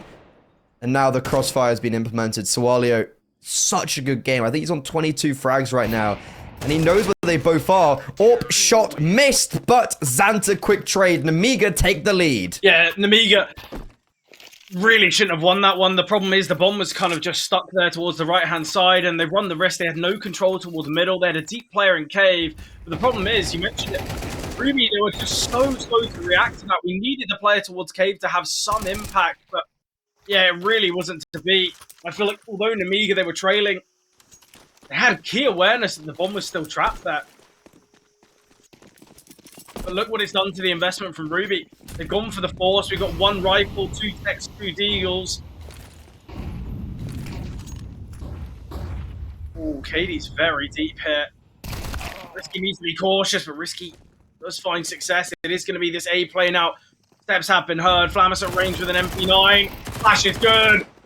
And a simple round here. The force unsuccessful. And I think Nemiga going to be closing things out here in Ancient in a kind of a weird fashion, one of which none of us really expected. Yeah, it seems like that's the case right now. Nemiga, not the cleanest of affairs on Ancient. We kind of imagined that it would eventually go to Vertigo, but not in this state. I really thought Ruby were going to be able to pull this one off, but it's the 3 1v2s. It's the scrappy rounds they're winning. And then even, you know, in round 21, like, just very lackadaisical in that 3 versus 2, with Nemiga playing it very well and reading very well into what Ruby are doing. And yeah, look at it. Dex already on 50 HP. Sure, they've got cave control, but at what cost? All their utility as well. I think as well, when you look back to that 3v2, they were on the bomb site so quickly after finding those picks, but kind of decided against taking control. Important kill here. Can be a weapon upgrade for one of these pistols. The A-bomb site's open. Katie finds Risky as well. Oh, there's a world in which we can go OT here. Overtime. I think they should save. Although a risk, I think it's quite played. Yeah, I agree, especially with Xanta not getting that frag, and like, look, you know the bomb site's down, but, ooh, 3 players are low. Okay, yeah, Khan has got that frag. Do they realize the amount of damage they've done? That's also, because, like, you know, they don't know Dex is on 50 HP, because he was all util damage. They probably know that one's low, and yeah, they're going for it. This is actually the right call, I think, to be honest. It's a 3 versus 4. There's only 3 players immediately on this A-bomb site, as we do have Risky Bob quite far astrayed. Good trade from Moon. Khan's still alive. He's a low HP. Yeah, second being spotted out. Dex now coming in to join Winter. A combination of 66 HP, but the Deagle sings out. Lear now with a kit and has to save. Yeah, I've really questioned as the decision-making from Moon there. He finds that trade and then just decides to fight. No real need for it. The players were, his opponents knew where he was. He just needed to kind of delay time. That was the main game for Ruby. Yes, they still find the round. But the buy from Nemiga, it's looking pretty strong. We've got an AWP in play. We've got 3 rifles. We can get a 4th as well as Lear can drop. And an interesting final round that we're in right now. But Nemiga, it was a perfect opportunity for them to close it out. But the A play was just looking towards Donut. Nemiga was so heavily stacked towards both Red Room and B, and it didn't really pan out so well for them. Yeah, that was a big kill onto Khan as well. And, you know, the damage being inflicted earlier does come forward to save Ruby a little bit there. And yeah, Ruby, that buy is not great. You've got 2 Galils, 2 AKs and A1S, a fair bit of utility, but Nemiga, the money they had in the bank account, they're also going to be going for that full buy. I think the AWP out on Khan's a big feature to this round. 24 rounds it might take for Nemiga to close out in regulation. Or do we go to overtime? Ruby, it feels like they've been the more dominant force so far in this map. Is that going to prove as we push into overtime? Ooh, Lear. Limited ammunition, just going to have them backing away. Sawalio looks as though he wants to take a bit of a gamble play and potentially go through this mid-smoke. Or move. We'll find Xanta. Sawalio can't double down. It's a 3-on-3 hit. KD finding Lear is very key. They're aware that Flammus was obviously towards middle, so it's going to be a 3 versus 1 on the bomb site if they decide to go now, but they're just holding. Khan going to be pushing, and timing's perfect. The fact he can find a pick and back away, reposition, search for a second. Dex needs to be so cautious. Oh, the leg! Dex is still surviving, 7 HP. It's all on Flammus. We've seen so many 1 versus 2s here for Nemiga. Opportunity for what I believe is a 4th. A 4th, and what a way to bring it in as well, to close it out in regulation. Dex, 7 HP. Moon, 68. There's a kit for him to pick up there. There is a kit. And if there's ever a player that I'd want in this position, it's Flammus. Obviously, just being signed to Game Legion. This man, everybody knows what he can do. That's the first frag. The low HP player. Bomb tapped. Smoke on it. Baits out Moon. And that's it. The 4th 1 versus 2. But this time, it sends them to Vertigo. Flammus saving his old team. And Nemiga giving Ruby the sweet taste of victory, but ripping it away at the final moments. Yeah, absolutely incredible stuff. But when you take into account that, you know, nearly a third of their rounds were clutches, were 1v2s, were kind of, I guess you could say, tough tasks for. It's a little bit scary. Yeah, I think things are going to be... Who's going to take this? I think it's got to be Nemiga, but I think we're going to be heading into the action now. I think Vertigo underway. I'm interested to see if Ruby can battle back. But yeah, Vertigo kicking things off now. Yeah, I think if you kind of delve deep into the stats, Nemiga, they've got a 40% win rate on their CT side, 70% win rate on their T side, in comparison to Ruby's 15% win rate on the CT side of Vertigo, which isn't the greatest of stats. And seeing as Ruby are going to be starting things off on the CT side with, I believe, Nemiga winning the knife round, I think Nemiga have read very well into this. They know that Ruby have the kind of problems on their CT side in general, and also, you know, it can be stated on Vertigo especially. And yeah, I think Nemiga, they're going to have a strong first half here, and the second pistol round could dictate everything. But with KD falling already and a lot of control taken towards A from Flammus, already the pistol's looking a little tough here for Ruby. Yeah, it's a ruse potentially, and like they might try wrap around towards the A-bomb site. You have a flank coming in from Sawalio, so he's got all this information in like T-spawn and bridge area, so they know it's not directly towards the B-bomb site. And I think without the assertive push towards A, there is this read that it could be towards middle, but because it's coming a little bit later, Dex, you can already see, moving off his position, coming to take in mid from CT, allowing maybe Moon to go over towards A. Nemiga playing this very slowly, and ultimately will be ending up towards the A-bomb site, but I would have loved a mid play, and they're still going to utilize something with Khan. Yeah, I think with Moon, timing there for Sawalio is tough. Yeah, very, very difficult. Sawalio will be found in just a second by Xanta, and there we have it. Back to a 4-on-3 in favor of Nemiga. Bomb slowly making its way up towards ramp. But look, there's 25 seconds left. Things could go a little bit wrong here. If Lear falls, this is where things get a bit awkward. But Lear will take down Dex. We are seeing Winter falling as well, and it's all on Moon. Goes down to Lear. Yeah, I like what we saw there from Ruby, the deep position from Sawalio. But I think the problem is, Nemiga, they were holding for kind of any mid-info play from the CT side, and the fact there wasn't one, I think Nemiga realized, okay, look, they're probably just holding for us. They've got some information. It's definitely, you know, towards the B-bomb site, so flanks can come through. That's why we kind of saw Nemiga decide to freeze on the A-bomb site to allow the kind of the rotation back from middle from Xanta. Obviously gets the timing as well onto Sawalio, which was a little rough. But the fact that Ruby do lose the pistol round, it's going to make things really tough, because we mentioned how weak their CT side is. And Nemiga already building off the confidence they garnered at the end of Ancient. Should be an easy round for Nemiga. Bomb being planted on a vacant B bomb site. And Flammus is Mach 10, looking to farm up as much as he can get, just making this round as clean as possible.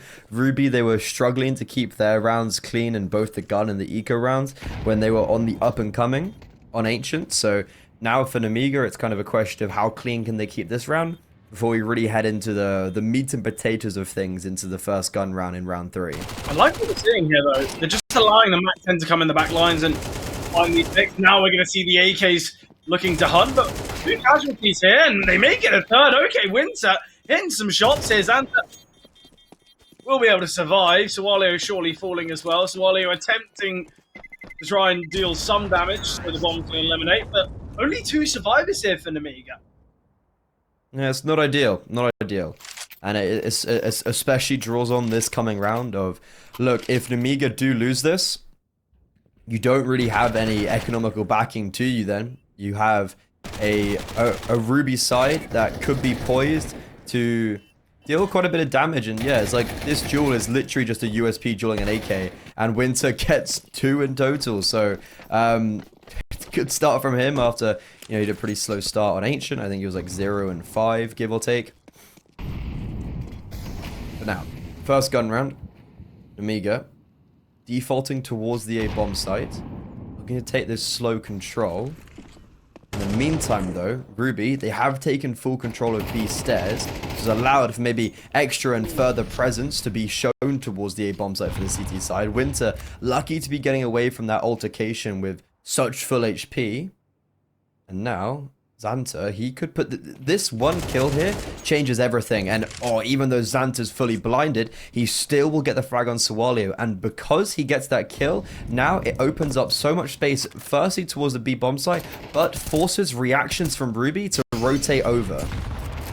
Great nade onto Moon as well. We are going to be seeing the elevation from Lear, somehow besting his opponent there. I feel like Moon had a great read, but this is 5 versus 3. Although Nemiga financially not looking so strong heading into this. Oh no. He gets a double and Dex. Nice position here, but they're aware he's in this smoke. Yeah, Flammers finds. Looks as though Winter's going to give this one a little bit of a look with that Molotov thrown. Not going to be easy. We'll find the first.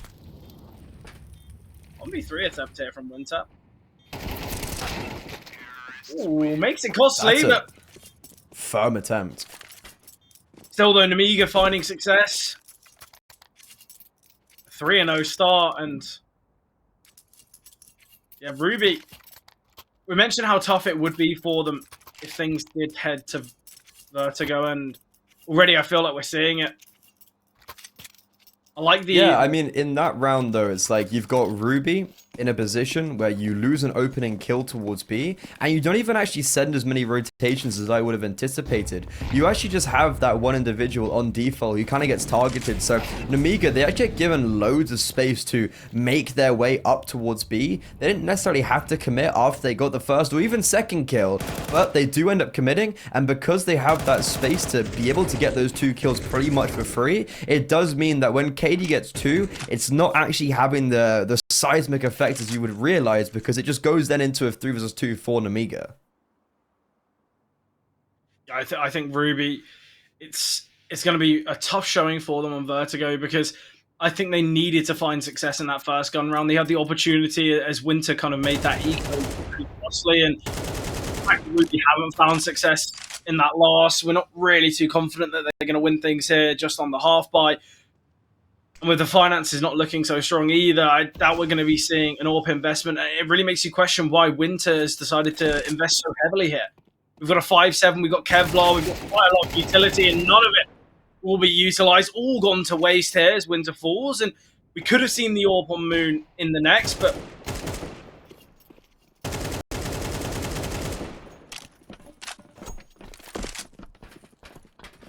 Look, we're potentially seeing a round where there's no casualties, and you do see that. Only 10 damage taken from Flammers. It's what you'd expect when you're playing against pistols, but it's not something that's been really envisioned so far for Nemiga. That's the first clean round for them. So, as we head into this next gun round, they at least have some sort of backing to them economically. Overall, Ruby, very poor first gun round. It was a good setup towards A, and it was a good setup towards B. But then, the individuals just kind of got picked apart one by one. So, as I look into this round, it's like, we're not going to have that aggressive B play, once again, with 2 players. We're just going to have early utility, and because there's no resistance, Swalio is actually going to be taking all of that space anyways. And once again, 3 players towards A, taking the fight towards ramp. Everybody's blind. Everybody is shrouded in utility. But it's Winter and Dex to be claiming 2 apiece. That's 4 kills in quick succession going against Nemiga over on ramp. Yeah, Nemiga, I don't think they were too ready for that aggressive playstyle that Ruby have kind of been operating with on their CT side. I feel like Nemiga, after taking many rounds comfortably, I think they expected Ruby to play a little bit more passive and I think it has to be said a little bit more safe, but it's that aggressive play that's yielded Ruby this round, and unless somehow Risky can win a 1v5, the fact he's currently towards T-spawn, the bombs dropped ramp, I don't think we're really expecting much. Risky not had the best of timings on Swalio. It seems as though he was just always too far away to find that pick, and Swalio's already towards CT, but Nemiga, we mentioned the winning that previous with all 5 survivors, and it will allow them to buy in the next round. But Ruby, they've got to kind of continue. They've got to string some rounds together. Otherwise, Nemiga will just continue this dominance shown. Ooh. Yeah, you can tell that was like that round there was what Ruby wanted to be doing in the first gun round, but were unable to do so. So this time they don't wait as long and they just go straight for it. Nemiga caught completely with their pants down, battered and bruised by the utility. This is a nice little save from Risky Bob. He's got the money. Only 1400 loss bonus. There's no point really dying. Like it's fine to be saving here.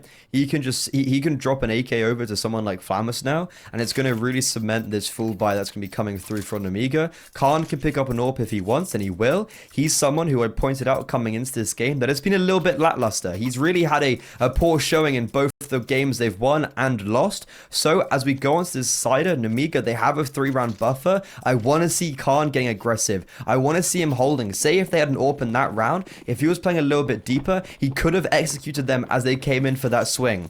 Is he going to be able to put up the numbers that we know he can?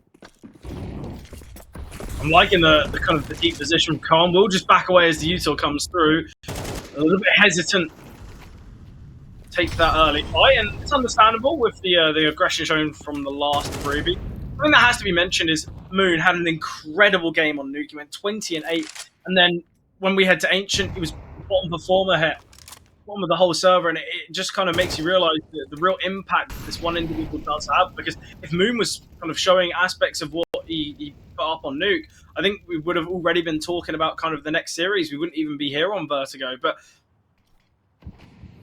just these minute details that really going to dictate everything.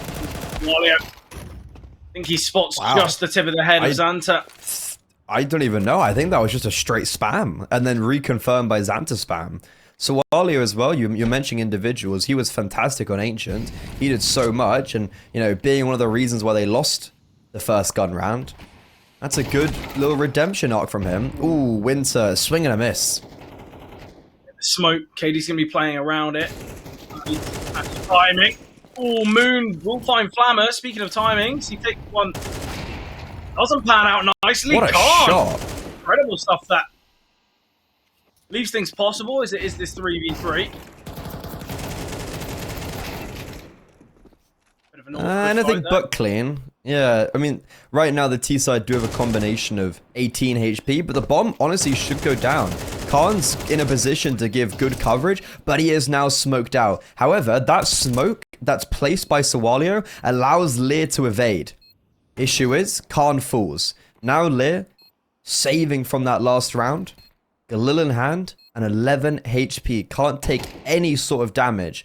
As this smoke fades, it should be pretty obvious where he is, getting hard cleared. However, they're not playing together, and Lear, I think he would have just fallen off the map. He did kind of, he was, you know, quite actively running the other way, but overall a good retake and a good round from Ruby. Sure, it gets very close, the bomb goes down. Is this actually going to allow for a purchase in the next round? This is what I'm kind of wondering now. Trying to find the AWP, and they don't know it's killed towards the right side of plat. Now money, yeah, that bomb down maybe could warrant a buy. I'm not too sure, to be honest, because they have money for the next round, so I think they do just save this.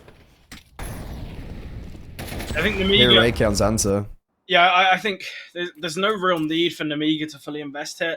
oh, they are going to be going for it. And I feel like you could just go for a half buy here. We saw the half buy on Ancient, where they kind of rushed things towards B and they found success. I feel like Nemiga, this is a bit of a kind of a hero investment from the kind of, it's a bit of an unnecessary risk and an unnecessary call, because if Nemiga do lose this, they're not going to be buying in the next. They allow Ruby to level things up. Obviously, Nemiga, they want to continue the streak. They don't really want to allow Ruby to get into it, but I think by the same metric, Nemiga are giving opportunities for Ruby here, because we've got 2 MAC-10s, we've got 3 rifles, Util's okay. It's not too bad of a buy, but it's not really the best decision when they could have just half bought, had a chance to get the bomb down, and would have been a perfect investment in the next. Ooh, quick fights. Yeah, Sawali as well. He got the opener in the previous, but this time he is felled. That's the second time now that we've seen early fight over towards the B bomb site go in favor of Nemiga, and now they're just gonna go.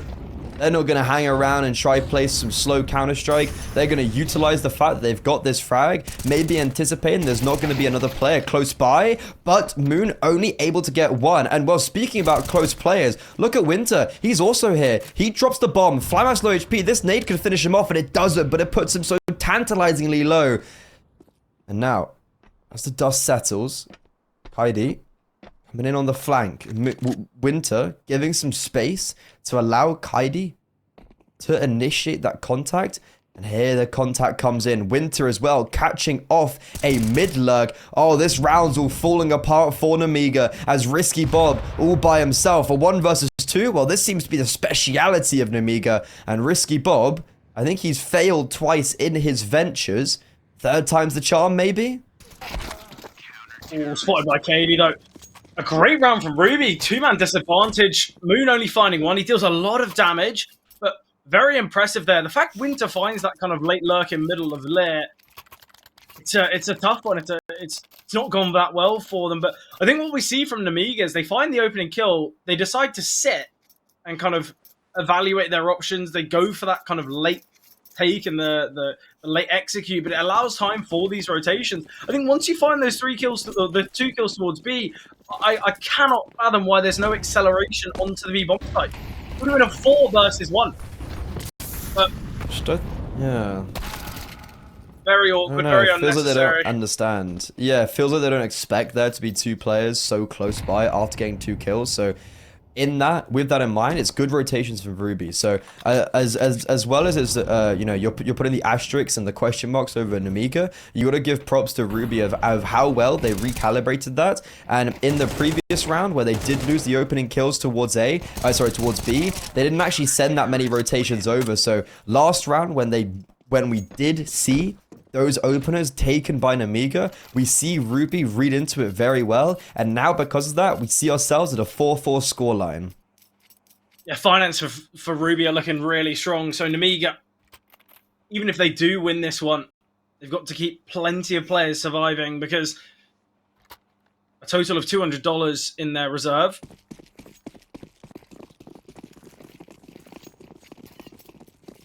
Ruby, they're going to be investing regardless of outcome, and it's a bit of a scary scenario that Nemiga are now in, but it's of their own choosing.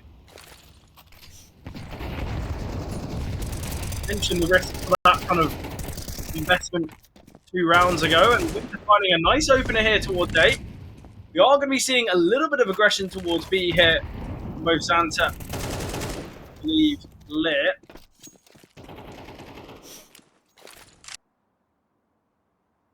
Ooh, I like the boost.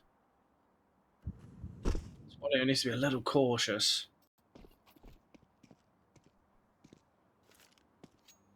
He's going to be aware that there's 2 players here now. He's just holding for this boost. Sawalio very aware. We'll take him down. 3 versus 5. Sawalio eventually found by Lit. Moon finding Risky. It's a 2 versus 4. Ruby making very, very nice work in this round. The opening kill, locking off the A bomb site, is forcing Nemiga to go towards B. We saw Sawalio's success there to find one more, and Nemiga, it looks as though they might just be saving here, but an incredible comeback here from Ruby. The fact they're going to be in the lead on the CT side when things looked pretty dire from them. Yeah, no, really nice resurgence early doors here. Nemiga falling very flat. Well, we mentioned the heroics from Sualio on Ancient Moon having a lot of impact on Nuke, but it's Winter here. Winter's currently 11-5. Oh, Flamus needs to be so cautious. If he goes down after time, it'd be devastating. Is he going to be peeking? Oh, no. He's going to spot out Flamus. Finds him after time. That's the... 100! Oh, he gets them both! $100 to Flamus. 350 on Lear. Oh, an incredible kind of late elimination there from Kaidi. Perfect sequence of play from Kaidi. We're just going to have to see a half by. I mean, I don't even know what they do here. Like, you've got 2 players with no money in the next round, and they're just going to commit to it. They're going to go, all right, we're going to just have 2 Galils in the next round, I guess. They have max loss bonus. That's something, I guess, to cheer about. But overall, Ruby, yeah, that is a perfect sequence of play from KD. And yeah, Moon able to pick up the AWP now. You are highlighting him, saying you want to see more from him as you go on to Vertigo. Winter kind of done the opposite of Moon, of where he's had like a really rough map 2 where he was like 0-7, and now he's getting some really crucial impact frags. And this is a round where it's just Ruby once again. They've been so clean. They've been keeping so many players alive, looking to do the same here. And as the kills start trailing in, it seems like that's going to be the case. Sualio dodges the 2 nades, but definitely confirms that they're coming towards B. Great deagle shot by Xanta, to be fair. So there is 1 player to fall. Dex is here. And, well, so is everyone, pretty much. Even on the flank as well. So, Khan, short-lived for him. And, oh, with only 1 player dying, that's pretty fine for Ruby. Well, they're going to be pretty comfortably buying in these final 2 rounds. Nemiga obviously will have the investment. Calm with the big green in hand. We mentioned the 2 weak weapons on both Lear and Flamus, and I think Flamus was in fact the one to drop over the AWP. But look, Moon having impact when bringing out the big green. Real confidence round as well for Ruby. This is another one in which they keep plenty of players alive. And Nemiga mentioned how heavily favoured they were on Vertigo, but it doesn't seem as such. Ruby, they have a 16% win rate on the CT side of Vertigo. Already they've taken half the rounds. They're going to be very happy with the result of that one.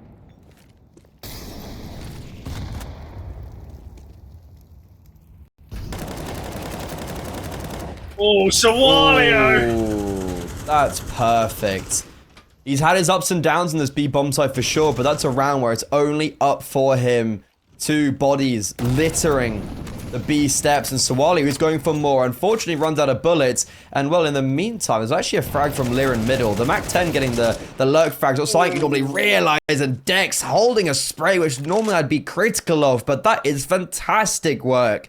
And now the aforementioned Lear, who had opened up the round for Nemiga towards middle, is only on 3 solitary hit points and is just walking into the belly of the beast. Dex supports perfectly for Sualio, and Ruby once again a near flawless round being portrayed. And once again, it's going to be another kind of round for Nemiga where there's going to be weaknesses. We're not going to be seeing, AKs full util. There's Mac 10's in play so far. We're going to see a couple Galils, but Ruby kind of said right at the start of the series, if things head to Vertigo, they're in a world of hurt. But look at it. Look how this game's gone so far. The CT side has looked brilliant, and it was Nemiga to win the pistol as well. Nemiga, they won the first 4 rounds off the back of the pistol, but ever since we've seen the full investment from Ruby, it's been a 7-round streak from them.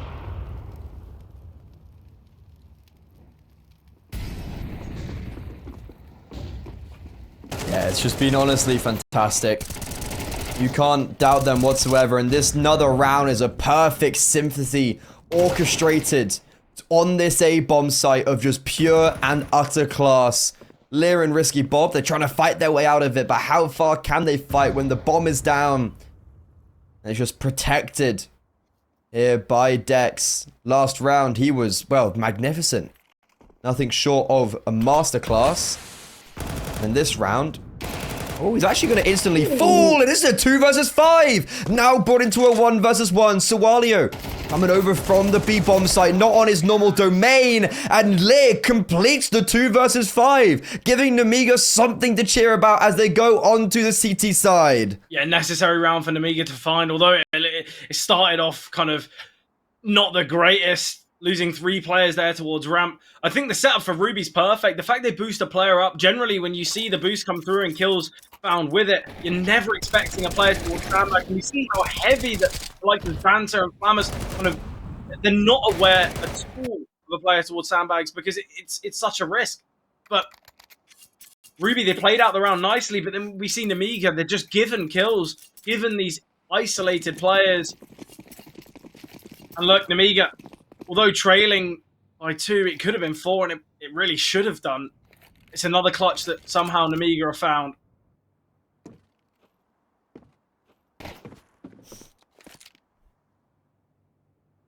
I like that Ruby have gone silent here. Flammers It's spots. not drawing the rotations because Flammers, he's seen them. Oh. And, well, now he's going to spot and he's going to try and run away. Deep smoke in elevators is going to block off any rotations. Molotov equally going towards heaven. Flammers has no idea where to stand. And, well, here comes the flashbangs. Flammers, though, still gets 1. Yeah, we've got this double flank coming through.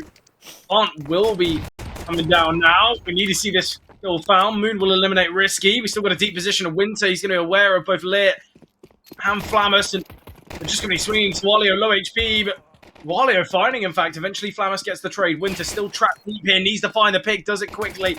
Moon. Oh, Moon takes a fight onto his opponent. Give the 1v1 away to Khan. Without a kit, though, Khan needs to hurry things up. 10-second stick. Oh. Lovely stuff from Winter. A little tickle. a little love tap. But no, that's actually a perfect pistol round being played by Ruby. Like, you have Sawalio, who's gone in to die for Winter to basically not let Flammus or Lear anticipate where Winter is. So he's completely selling his teammates. But Sawalio still gets a frag. So the fact that he's able to go 1-for-1 makes Winter's life super, super easy. Unfortunate on the flank there, you have Xanta and Khan playing together, but not quite together as Xanta takes the first contact and then baits in Khan. So it's unfortunate that 1v1 has had to be taken for Ruby. But overall, you've got just a great round for Winter, a great game for Winter. And well, up against the Ecos, he's going to kind of be continuing that. Or Dex with the Mac 10 farming up that sweet, sweet dollar cash. Oh, running out of bullets. Oh, yep, Winter just coming in and being like, no, my eco. So Ruby, 9-5. Sure, they lost the last round of the first half, and it was a pretty, awful 2 versus 5 to be losing. With the pistol round win and just a very easy second round conversion, we now head into this first gun round with a lot of question marks over Nemiga's head, and the need and the lust for them to do well, or Ruby, they're advancing through to the quarterfinals. I think as well, look at the weaponry. We've got 2 Mac 10s in play. Both Katie and Dex look to be getting pretty deep and playing rather fast. We're seeing that smoke, one of the top ramp smoke from Katie. He's looking to play above it. Oh, trying to be everything, but still somehow ducking away. Risky survives for now. But going to be boosting an operative that Ruby opted for.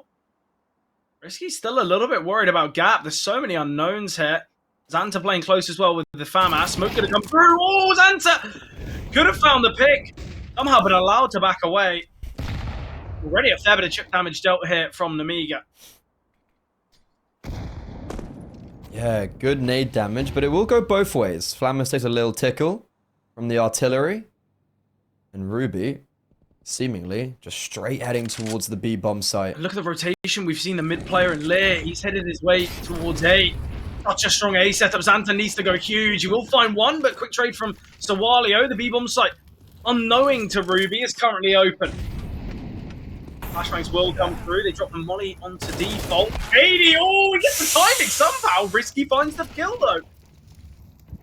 He doesn't commit to the frag. Dex in middle finally shows his hand as they push towards him. And now you've got Dex just being able to survive. And he's this pestering Sawalio, though. The bomb hasn't even been planted. It's red on the trigger. Left, right, good night. Incredible stuff from Sawalio. He just holds his kind of discipline. He spots the player in Guardian.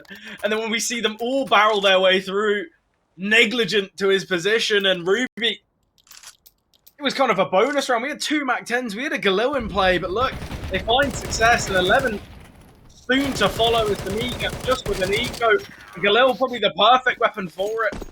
35 bullets all used there for Sawalio. And he sends himself to second on the leaderboard. But Winter, a lot of presence coming his way. With the last bullet. Oh, wait a second. Nah, it shouldn't be anything too testing.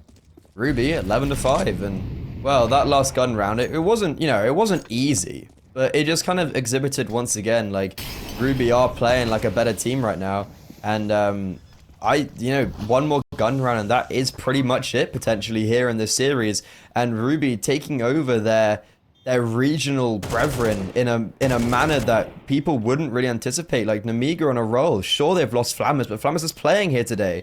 He'll be playing out this tournament, or would have been playing out the rest of this tournament with Nemiga. But I guess Ruby, they're just looking too strong. I think as well, it's the fact that Ruby secured so many rounds on their CT side, their weaker side, but Moon. Okay. It seemed a little scary when we did see, I believe, Katie falling, but it didn't really matter. Look, Ruby, they find 11. It's going to be the investment from Nemiga, obviously, but you mentioned the fact they could only have one final investment. And although perfect, the playstyle certainly hasn't been from the CTs. And I think Ruby really have surprised many. I don't think I've ever seen them play before, so having this is honestly quite impressive. I'm very impressed with what I'm seeing. I think it's just good team play and it's a good resilience. Incredible opener towards middle. But yeah, this is spiral perfect. Things. We need to see Xanta go huge, but only finding one. I think they're gonna have to save Freddy. Ooh, okay, they're giving 2 picks for free. Certainly not gonna be saving now, yeah. There's no real need for those 2 players to peek and push, but Sawalio, we've seen him here before. Yeah, he's done this before. Oh, he's literally wait, he's jumped around the corner. Flammers jumped around behind Sawalio. Sawalio running out of bullets. Oh my god, gets caught in the smoke. So it's great damage, but unfortunately, damage just not been around as Risky Bob clinches it up in the grasps of defeat from Ruby. Well, look, Freddy, look. We can see Risky drop over an M4. Flammers can invest in one, but there's going to be weak weapons for Nemiga. Yeah, plenty of players on the side of Ruby sitting pretty in the financial department. We're finally going to see Moon out on that AWP. Yeah, I'd love to see these kind of 2 kills that came through from Nemiga, because this is 4 versus 3. I question that Ruby should secure it, as Nemiga might want to save, but 2 kills just given to their opponents there. The players sitting around in middle, peeking towards CT quite unnecessarily from the Ts. Ooh, okay, Khan. The first time he's ever really gone for an aggressive peek on that CT side, bested by the Orb of Moon. Oh my god, what is happening with the Molotovs? Both Winter and Flammers have taken so much damage, and Flammers will capitalize upon that. Moon, he's already got 1, make it a double, trades and gets revenge on his teammates. Bomb is, okay, it's on bridge. For some reason I thought Bomb might be down, like, kind of in the middle of the, of ramp there, and, well, Lear, oh, look at this aggression, catches off Moon, but cannot silence him. Molotov down, Bomb being picked up, Xanta now, focused on him. Alone on this B-bomb site. He's been spotted, and the MP9 can't quite do the damage that we'd anticipate. Risky Bob, the savior of the previous, has nothing to say here. Ruby set to make 12. We do have a molly on Lear. Moon's low HP as the bomb planter. Could have been an easy way to bring this to a 1 versus 2, but Moon gifts it. Molly towards Generator. Lear needs to save, though. He's going to give this one a go. Simple stuff, and look, the finances really, really poor here for Nemiga. Ruby, they've got plenty of opportunities to close out the series now. 6. And somehow, out of nowhere, unexpected, but Ruby set up to get themselves a spot in that quarterfinals.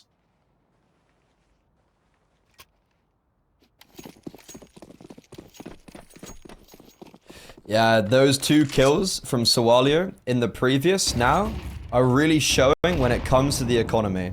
No AWP, NP9s, and Ruby. It's just been decimation on Vertigo here. Not allowing Nemiga any room to be breathing. And once again, we head towards that B-bomb site. Sawalio, there's 2 players in front of him. They might not know he's booted up, but they still are able to recalibrate. Even though they do get those kills. Lear now behind on the back of the bomb site. What? Winter does not anticipate him to be in quad. And a missed Molotov from Ruby. Wait, what's going on? Yeah, it seems like Ruby a little bit. Essentially, they can feel the pressure. They're making many mistakes. Decisions that we haven't really seen from them, and clear bit of miscommunication because they knew that Lear was trapped towards that kind of left-hand side, either back towards white box or was in quad. We saw the smoke bin dropped and still Winter wasn't ready for it. But a possible 2 versus 3 here. We've still got the AWP on Moon, and he's been stepping up since the big green's been in hand. And look, Freddie, we've seen so many clutches, disadvantage rounds go the way of Nemiga. That 2v5 comes to mind. And Ruby, bound to have one go their way, and it could be this one. Can't. Needing to... Oh, he spots the smoke. Oh, he does spot out Dex. We're swinging together. Yeah. Simple stuff here. Aware that Moon. That's rough. What can be saved as well. Big round from Nemiga. Yeah, I'm just thinking, it's like, when will we see a clutch from Ruby? Like, they're kind of owed one at this stage. But that's a round where it's like, you go 1 for 1 over on the A bomb site, and then just your B takers really lackadaisical, kind of reminiscent of what Nemiga were doing when they were on their T side, of kind of maybe getting those opening kills, they're not really pushing forward. Winter, yeah, just really poor entry pathing. I don't know how the final anchor on B is able to win out from quad when I kind of thought they knew where he was. And okay, this time the 2 AWPers dueled. This time it's towards middle. Quite dynamic from both of them to be choosing different parts of the map to fight. But this time it'll be Khan trumping Moon. Yeah, Ruby, they opted for the force here, and once you understand it, Dex can bring out a Galil, Sawalio with an AK. Yeah. I think Ruby needed to kind of just take the medicine and realize, let's just go for a half buy here. We can bring out a perfect investment in the next. Katie has retrieved that AWP from Moon, but not really much control taken from Ruby. Nemiga with premium weapons. Ooh, they have heard Xander step. Just holding for this boost.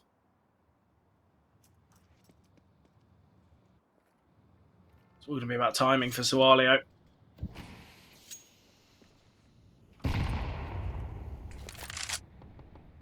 Dex as well, not choosing to fight middle whatsoever. He's actually backed that off completely. He's thrown a lurk smoke, and that's drawn the attention from Lear away from the B-bomb site. Look at these rotations. 2 players there. One of them, the AWP, yeah. Well, they've got full control of the A-bomb site. You can see that Risky Bob is just maintaining all of that. 30 seconds left. Well, they're kind of suspecting something towards B, and they would be correct. Sawalio making the first venture upwards as 1 player quad. The AWP is on Gens, and there's also Lear from heaven. AWP does get felled, but that's when Xanta is able to initiate himself. Ooh, it's a quick trade from Dex. Lear, though, the 3rd player. There's even a 4 from Flammers. They're not going to anticipate this many players here. 7 seconds. It's a bit scrappy. It's a bit labored from Flammers, but Nemiga, that's 3 in a row, right? Yeah, it's great from Nemiga, but it comes off... Oh, we're seeing a double AWP here. That's a miscom. It's either a miscom or it's kind of a real... kind of a risky decision. I feel like the double AWP, it can work out so well on the CT side when you take maps into account. Like Anubis, I feel like you see a lot of it.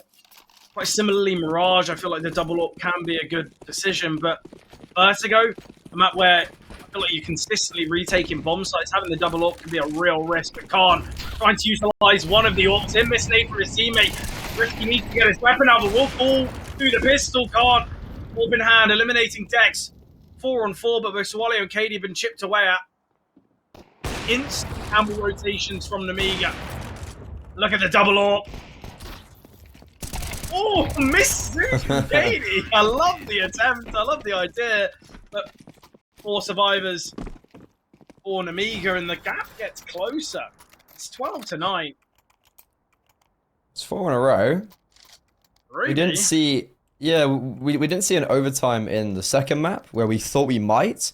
Is there a world we see an overtime in the third map now? Nemiga potentially not ready just to roll over. Ruby, they have kind of been played by some economical difficulties in these last few rounds, so we finally actually see, you know, money and not even full primary rifles, as we do have KD on a Galil. We do have the utility, and Ruby, they have 3 attempts that ended off in regulation, and that's a great start from KD. I was mentioning the Galil. Well, it sings off for the first frag. I like it from KD, just playing close to the smoke. Once he hears the M4 spamming through the smoke, he just takes the timing. It works out perfectly. Risky now. I go for a bit of a timing play himself. So much damage taken from KD. Lear as well, chipped away at by utility. And Somalia will find Risky Bob. This shot from Khan. This is where the presence of pressure is going to come his way. The nade, surely to take down KD, but somehow he's surviving within the thick of everything. Oh, Khan. High risk, high reward, but not yielded. It's Santa. 1 versus 4 hit. We mentioned plenty of clutches have been seen, but not in this one. Ruby, they steal the victory. They find things on Vertigo in such an kind of uncalled for and unorthodox way. The fact that they take Vertigo, it's their opponents, one of their strongest maps, is